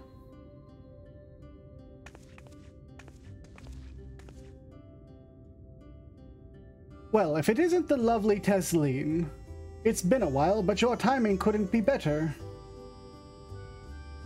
This gentleman was on his way to meet with Alize. I'm supposed to be taking him to your corner of the desert, but a misplaced order has commandeered my attention. Wait, I know who you are. Alize has told me so much about you. You're Lockely, aren't you? Why, yes I am. I knew it. How wonderful to meet you in the flesh after all those stories. I'm Tesleen. I work as a carer at the inn, and I've gotten to know Alize quite a while since she took up guard duty there. Do you want me to take over as Lockely's guide, Cassard? My shopping's all done and packed for the road, so it would be no trouble. That would be a great help, thank you. Well, looks like you'll be able to set out straight after all. My caravan and I will be in the area for a while yet. Seek me out after you've had your fill of Almarang, and I'll send you back to the Crystarium. Thanks, buddy. Time to go work off that meal.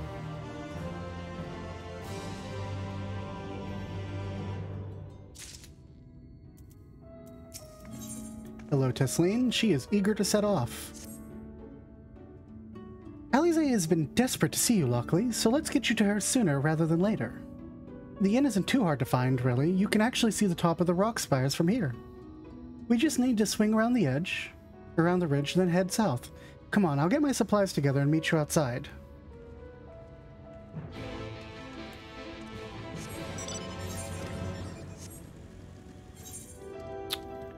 That's gonna be a Aether Current quest. I'll come and do those after.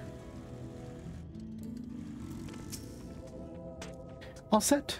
Oh, I should probably mention the wildlife. While most of them will leave you be if you keep your distance, the local coyotes have been known to prey on folks heading home from the markets. I can usually swing a sword well enough to fend them off, but I may have loaded myself down with too many bargains today. You think you could handle any beasts that try to make a meal of us? Sure. I thought you might. Alize was always saying how much you... I mean, let's get going, shall we? Alize been here talking about me for like a year. Oh, she got that purple circle around her. That means she's getting attacked.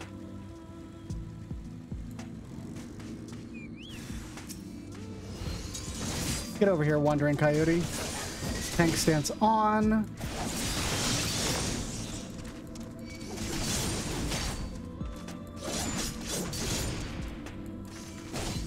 God, I can't wait for that to be one button.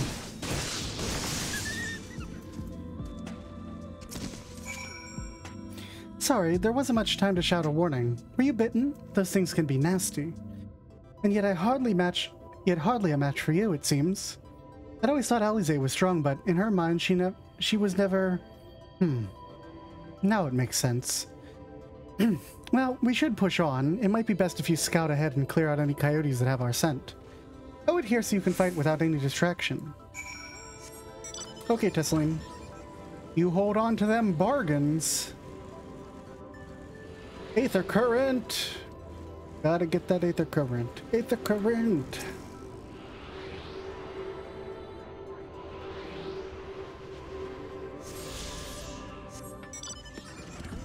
Purple smoke means there's baddies afoot. Excuse you, Sand Mole. If you're that eager to die, I'll make it happen for you.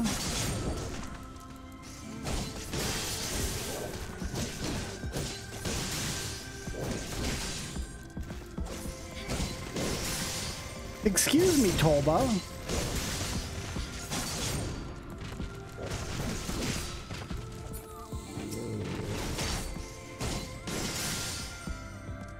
Turtle Stomp.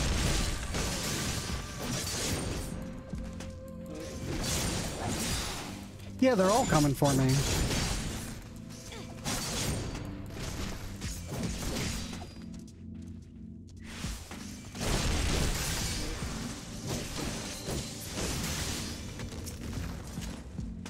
Alright, well, let's get attacked by coyotes. Wandering coyotes.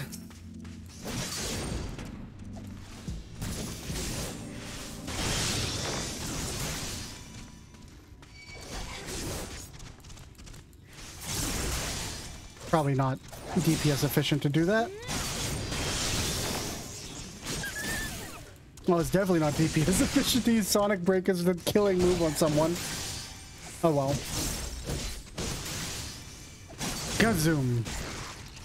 Gaboom. Get out of here. Alright, Tesleen, it's clear. Why can't I just call back up to you? Why do I gotta walk up here? Do you not have cell phones? See, I have one right here. I could call you.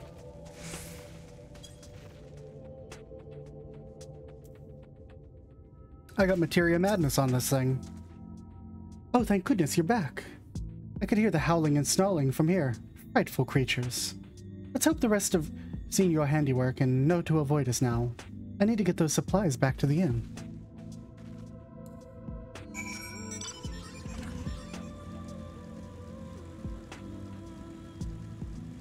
Right down here, and then we're gonna go meet Alize. She's our gal.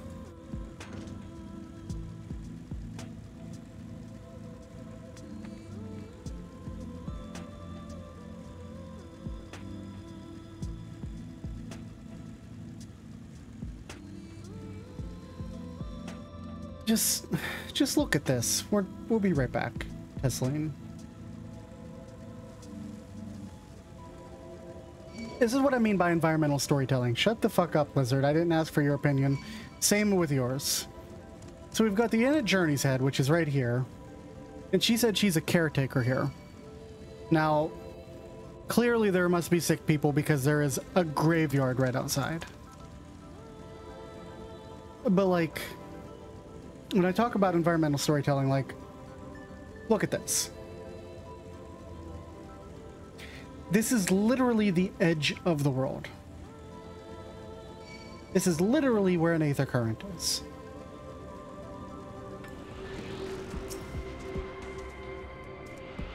That's right, Ancient Lizard. Get away.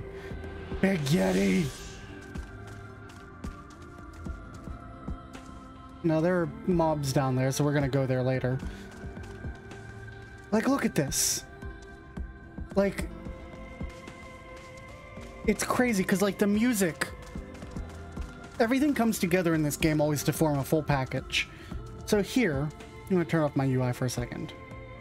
Here you have the blinding sky radiating through this crystallized flood of light that we saw that, you know, Minfilia had stopped. The Oracle of Light.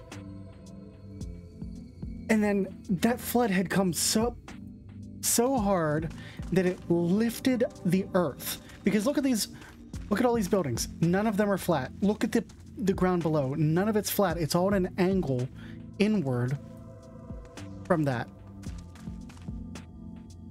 It's literally like, it's good environmental storytelling. It's just... So many games get it wrong.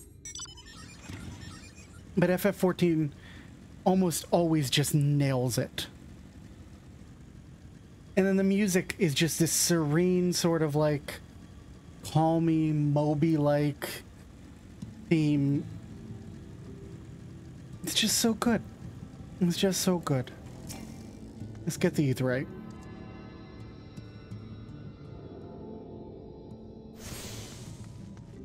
Amaro Keep.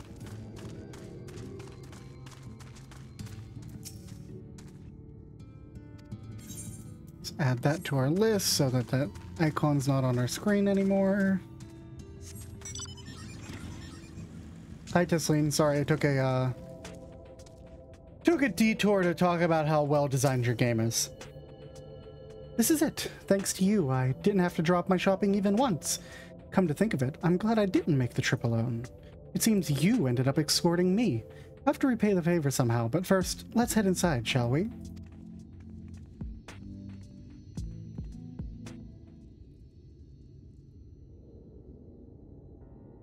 Whew.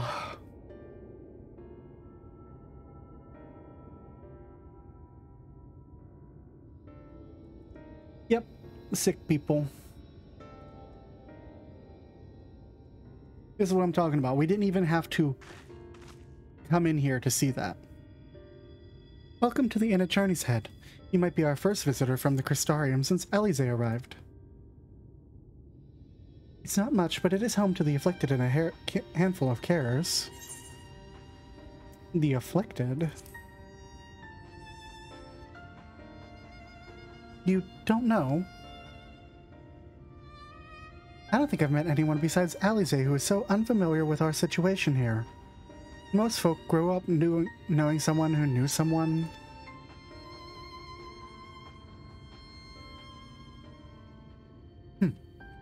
I might leave out something obvious, so it may be best to have Alize give you the full explanation. Okay.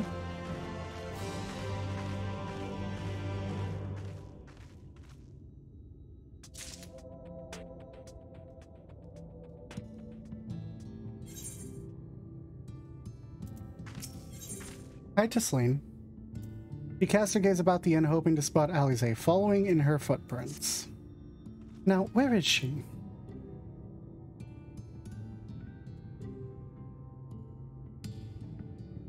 I think she might be out on patrol. You could wait, I suppose, but why not go out and surprise her? She usually takes a look at things from the watchtower first, so you might be able to catch her there. It's not far. Head out south and soon you'll see it. I'll stay behind in case she comes back while you're gone. Okay. Alize. Hey, Alize. Alize.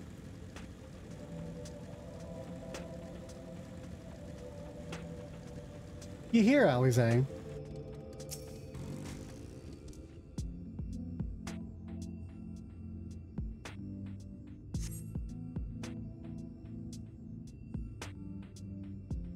Alize is nowhere to be seen, but you spot fresh footprints on the ground, and they look to be about the right side. Right size. Small footprints. Small footprints lead off to the northwest.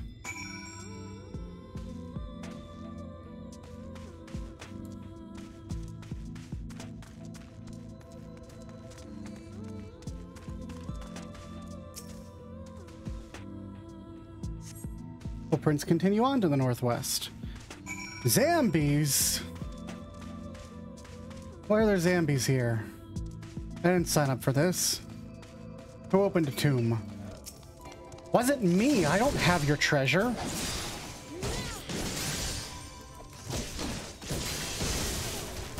Get back in the dirt. Or sand or whatever. Look at this thing. Why are you even here? Those are necromancers. I'm confused. Alize, why are there zombies here?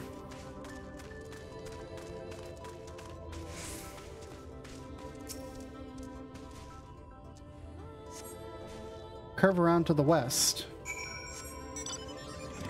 I bet they curve around towards an ether current. This area is calling. I knew it!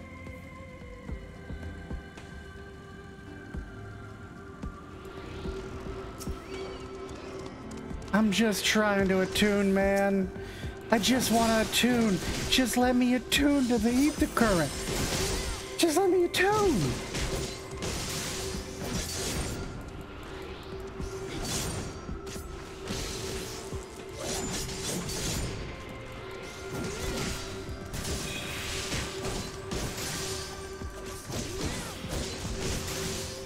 That's right. Get off my screen. Now I get to attune. I'm gonna have to fight like all those zombies. Zambies. If only I was a rogue.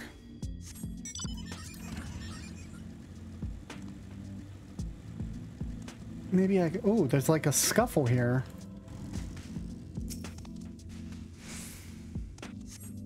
More tracks here, but they end in a mess of disturbed sand.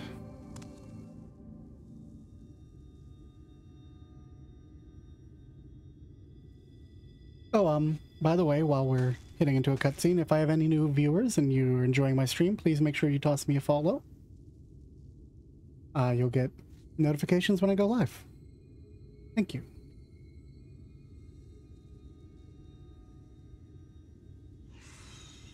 Well, that's something.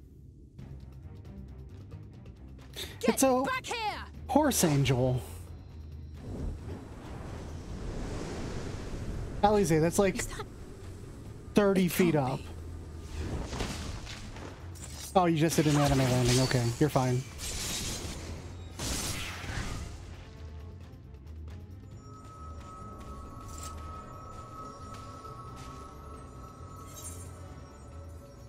Impressive. Just a lesser sin eater. Nothing to write home about. Really? I knew you'd turn up sooner or later, but I had been hoping for sooner. This is not my fault.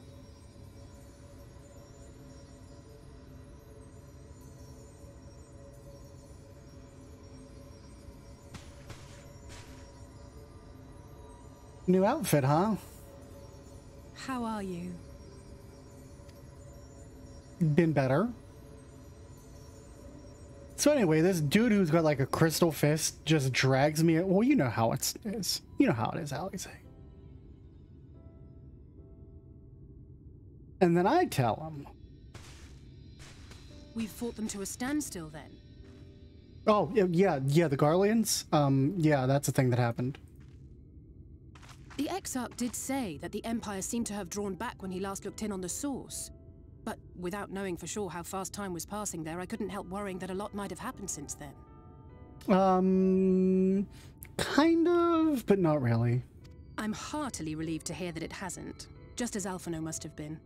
As you can imagine, both he and Urianger were desperate to hear the news from home when I arrived. Oh, of course. I haven't actually seen Thancred and Y'shtola yet, but they will have heard all the latest developments from the Exarch by now, or should have at least. Okay.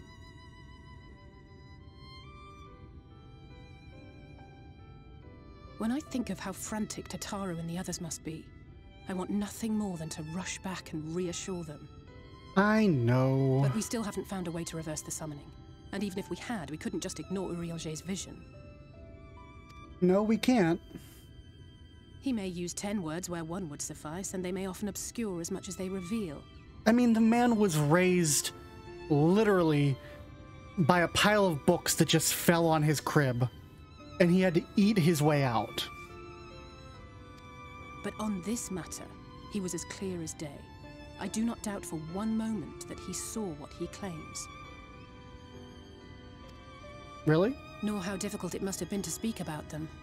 The 8th Umbral Calamity and your death aren't exactly topics for idle conversation. Oops. Accidentally closed my Twitch window out. In order to get a smooth cutscene, I have to keep clicking off the screen.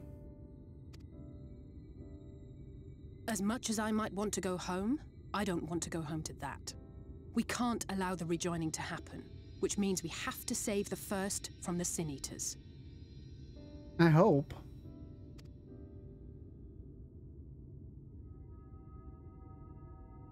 That great wall of white is a remnant of the flood.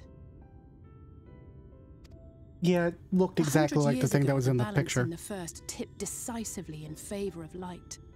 From that moment, it rose and swelled with each passing day, and then, without warning, it burst forth like water from a broken dam. A colossal wave of pure light, drowning everything in its wake. Only Norvrant was spared.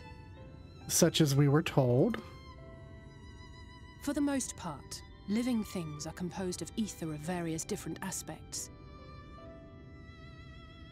But when exposed to such a flood, their etheric harmony is shattered, and their natural form breaks down. Okay.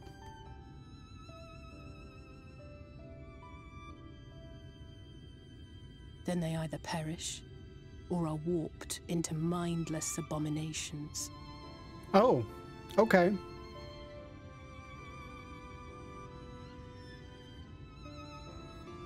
Yes, That's how the Sin Eaters came to be. They were once living creatures, or people, that were caught in the path of the flood. Bad Once NTFs. the change is wrought, there is no going back. In that Permanent bad instant, NTFs. They are gripped by an insatiable appetite for ether, and will happily gorge themselves on any living thing within reach. But even that is not the worst of it. The stronger Sin Eaters can plant light in us, like seeds in soil, corrupting our ether and triggering the birth of new monstrosities. That's really bad. They are creatures of base instinct that exist only to feed and to multiply. They feel no pity, know no remorse, and are utterly deaf to reason, which is why they must be destroyed. Every last one of them. I don't disagree. The infirmary is full of the Sin Eaters' victims, left here to spend their final hours waiting for the change to overtake them. Well, that's pretty bad. Actually.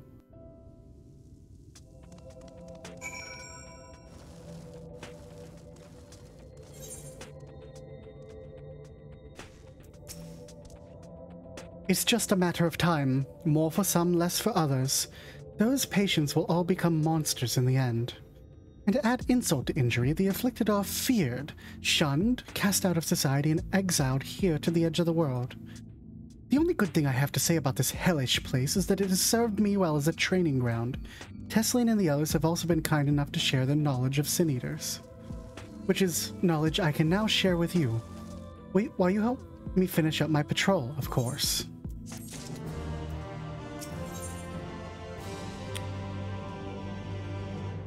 Alize would have you help her finish her patrol. Okay. Here's what we'll do. I'll take the east side of the inn and you clear the west. That way you can have an undiluted experience with the resident terrors. These marks on your map are where the usual trouble spots are. You can assume that any beast with a white hide or a carapace is a Sin Eater, but you'll know for sure soon enough when they come slavering after your ether. Remember, it's kill or be killed with these monsters. Once you've slain whatever's prowling out there, we can rendezvous back at the north entrance. Good hunting. And off she goes. While I go to kill some Sin Eaters. And probably some ancient lizards because they keep attacking me.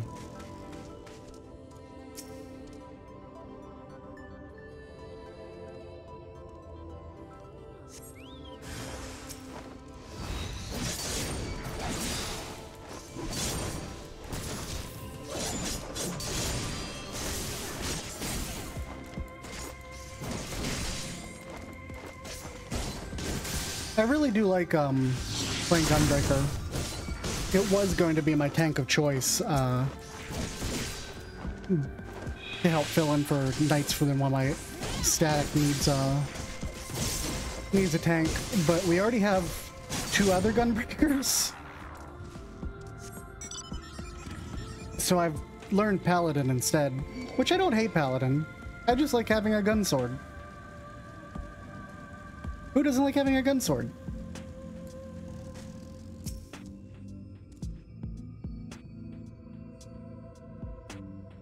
Let's go and check this area. Nothing here. I don't mind that. Get away from me, sand mole. I don't like what you're selling. I will not buy any.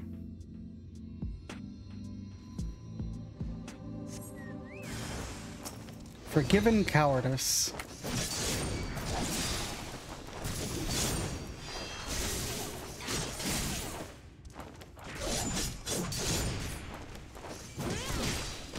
Tender Love, that's an interesting name for a cast.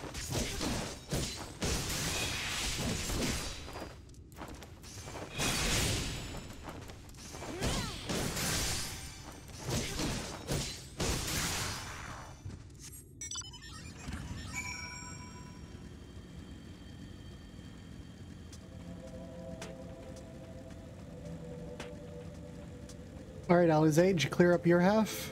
Or do we have to go clear up more?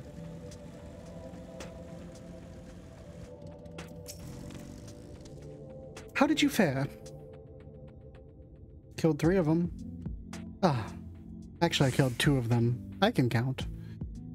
Ah, I thought there might be 1 or 2 lurking on the fringes. Nothing out of the ordinary for this area.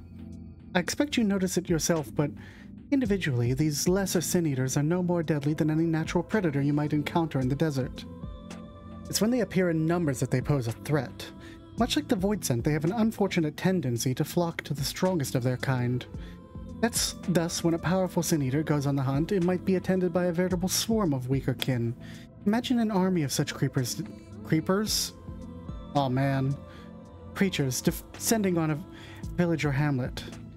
That's the basic idea behind my patrols, to cull their ranks often enough that their numbers won't be overwhelming when the big ones do come out to play. And you've certainly helped on that front. Let's report our victories to Tesleen, shall we?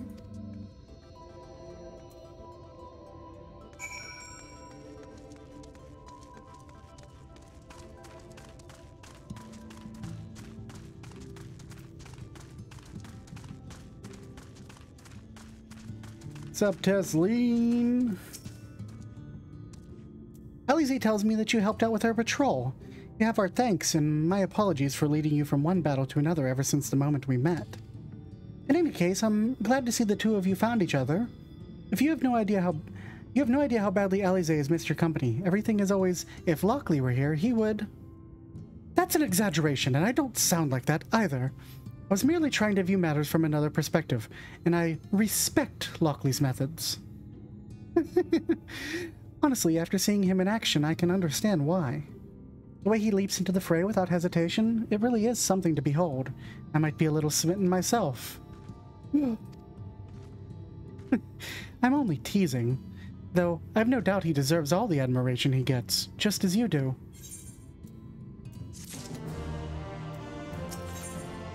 A purchase of fruit. I'd love to lay out a welcome meal, but the duties I put off when I went to the market are still waiting for me. There are 101 things that need doing. I'm sorry, would you mind waiting here with Alize? What, and twiddle our thumbs while you work yourself to death? Surely there's something we can help you with. Yeah, let us help. I could do with a hand, it's true. Thank you. You can start by helping me sort out the larder, Alize. While we do that, could you tend to a few patients, perhaps? There are 3 in particular I meant to visit. It's just a matter of saying a few words to them and seeing that their skin isn't caked in sand. Their names are Ponil, Todden, and Halric. They may not be give much in the way of a response, but I promise they'll be pleased to meet someone new. Hi, Ponil. You okay, buddy? No sand caked in your skin? Thank you. You're welcome, dude. Todden, you alright? Need a little brush off?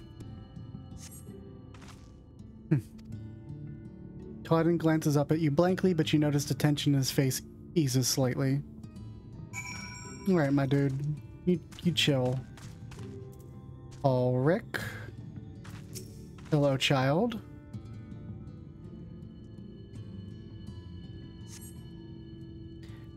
Ulrich has a cutscene.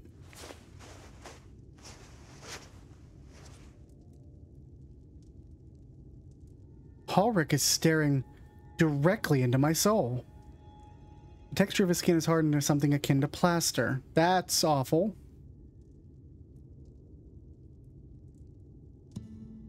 Do not like that.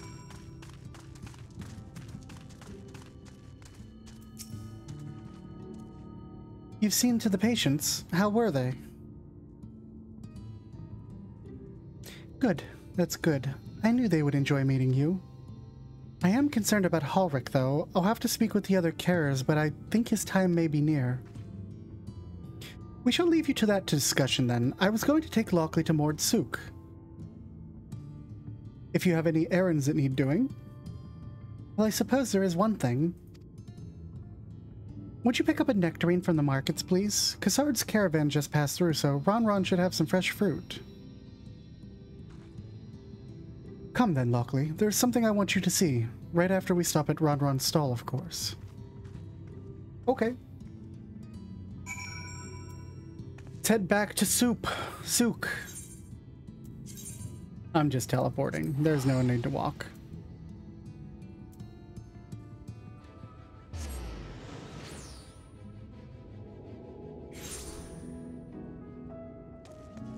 All right, Alize, I'm at Souk.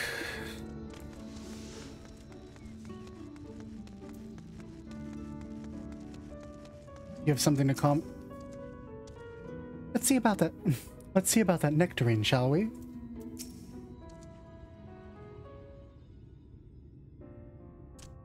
Oh, back again, are you? You need another taste of Ronron's wares. I need to disable text auto events. Actually, we're looking to buy a nectarine. Do you have any in stock? Oh yes, nectarines, peaches, grapes, fresh and juicy.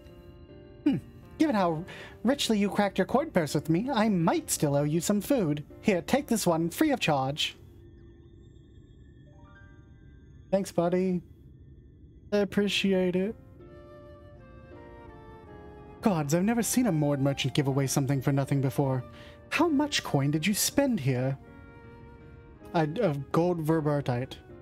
Oh yes, I'll take a jar of honeyed worms as well. What? Oh, they're not from me. It's a offering of sorts. If you say so, Alize. I mean, you crunch and munch on whatever you enjoy. The worms, if you please.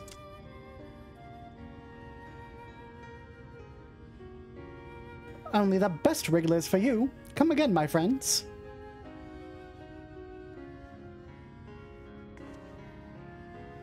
Right. That's our shopping chores taken care of. Let's head up past the Aetheryte to the main tower.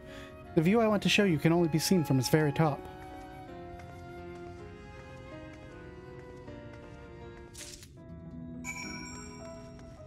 Okay. Let's head up to its very top.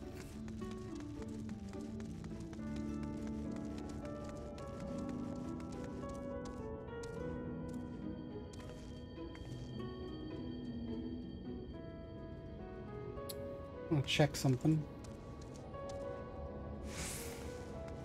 Every time I look at my laptop just to check something, it looks like my model's sleeping.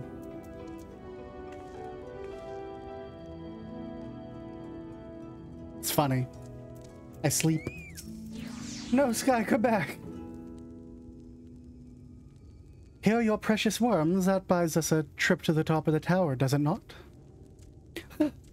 Blazed regulars, you actually bought them.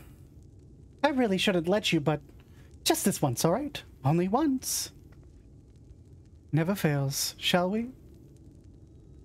Okay, we shall go up.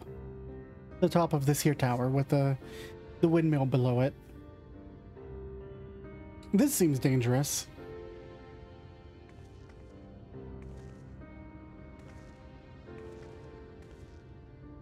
Look, over there, where the wall is broken. Do you see what lies beyond? That's what the land became after the light flooded in. An empty white nothingness. It's pretty bad.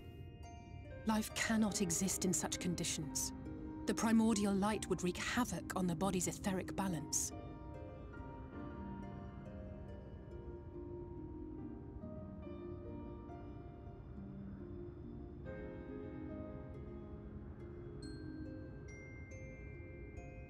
That nectarine you bought. It's Halric's favorite fruit. Oh, we're getting the boy a present.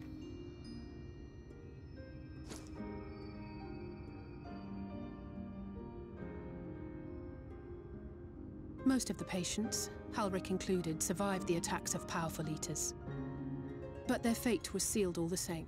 The monster's corruption has entered their bodies, and their very essence is being subsumed by light. That really sucks. The twisted state of the world itself just makes matters worse. Under normal circumstances, a person's ether naturally tends to equilibrium. But for these poor souls, the opposite is true. Sooner or later, every single one of them will turn.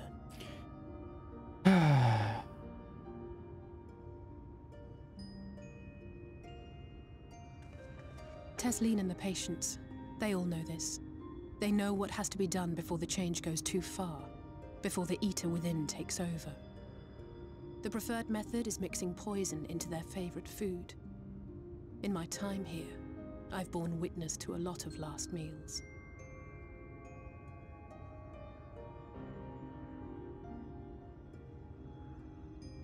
I feel just as helpless as before. No matter how hard I fight, it's never enough. It's hard. But it's a war I mean to wage, nonetheless. Speaking of wars, do you remember how I made you promise not to leave me and then promptly collapsed? Yes, I do actually. Well, let's just say I had a few choice words for the Exarch concerning the timing of his summons. I expect that you did. But even if the fault lay with someone else, I couldn't shake the feeling that I'd abandon you on the battlefield. So I swore that I'd make up for my absence there by making a difference here. And that's what keeps me moving forward, even when things seem hopeless. I'm glad. I'm glad you have a purpose while you're here. I'm not glad that I'm holding a nectarine that's meant to poison a child, On which but... note, it's time we headed back. The longer we keep Tesleen waiting, the harder this will be for her. Not much we can do about that.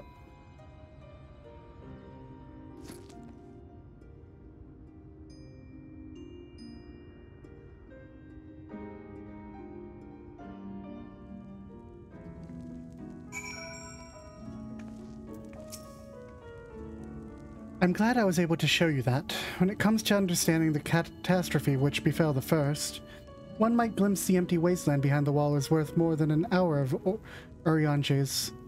One glimpse of the empty wasteland beyond the wall is worth more than an hour of Urianger's lecturing. And I needed you to know that beyond a doubt that Tesleen has no other choice. The nectarine will be a kindness. It isn't just a threat posed to others. When a person becomes an eater, the pain appears to be excruciating. The carers are truly fond of their wards, and they would spare them that suffering. It is their way of fighting back against a fate worse than death.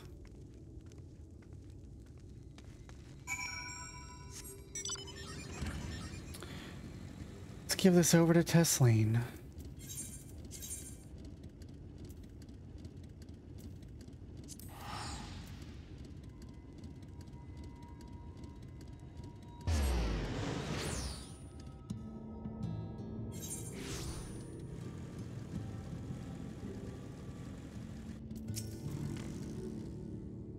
You're back. I hope you had a nice time. Did you manage to find a nectarine? A plump, sweet-smelling nectarine. Looks like a butt. Don't ban me, Twitch. Thank you. Alize explained why I wanted this, has she? I can see it in your eyes. But we may not need it just yet. I spoke with the others and we've decided to keep an eye on Halric for now. Thanks to you, though, if his time does come suddenly, we'll be ready to send him on his way with a taste of happier days.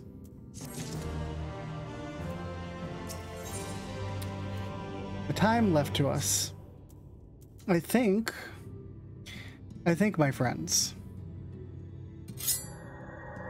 I think this is where we call it a night.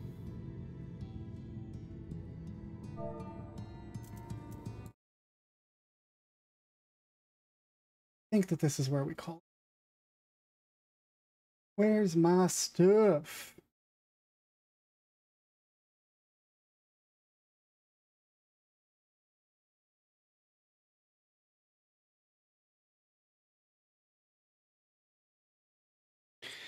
Okay, everybody. Thank you, Norgal, for coming by. Thanks, CeeLo. Thanks, everybody, for stopping by. Like I said, if you are new here, please toss me a follow. You'll be able to tune in next time we start this. We'll be back on Thursday. Otherwise, please join up on my Discord. Links in the chat. Happy to have everybody by. See if there's anybody we can raid.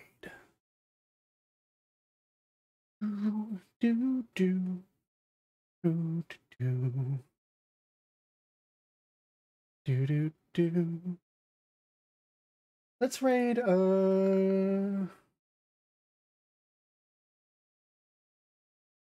Sita's doing art. Let's raid Sita.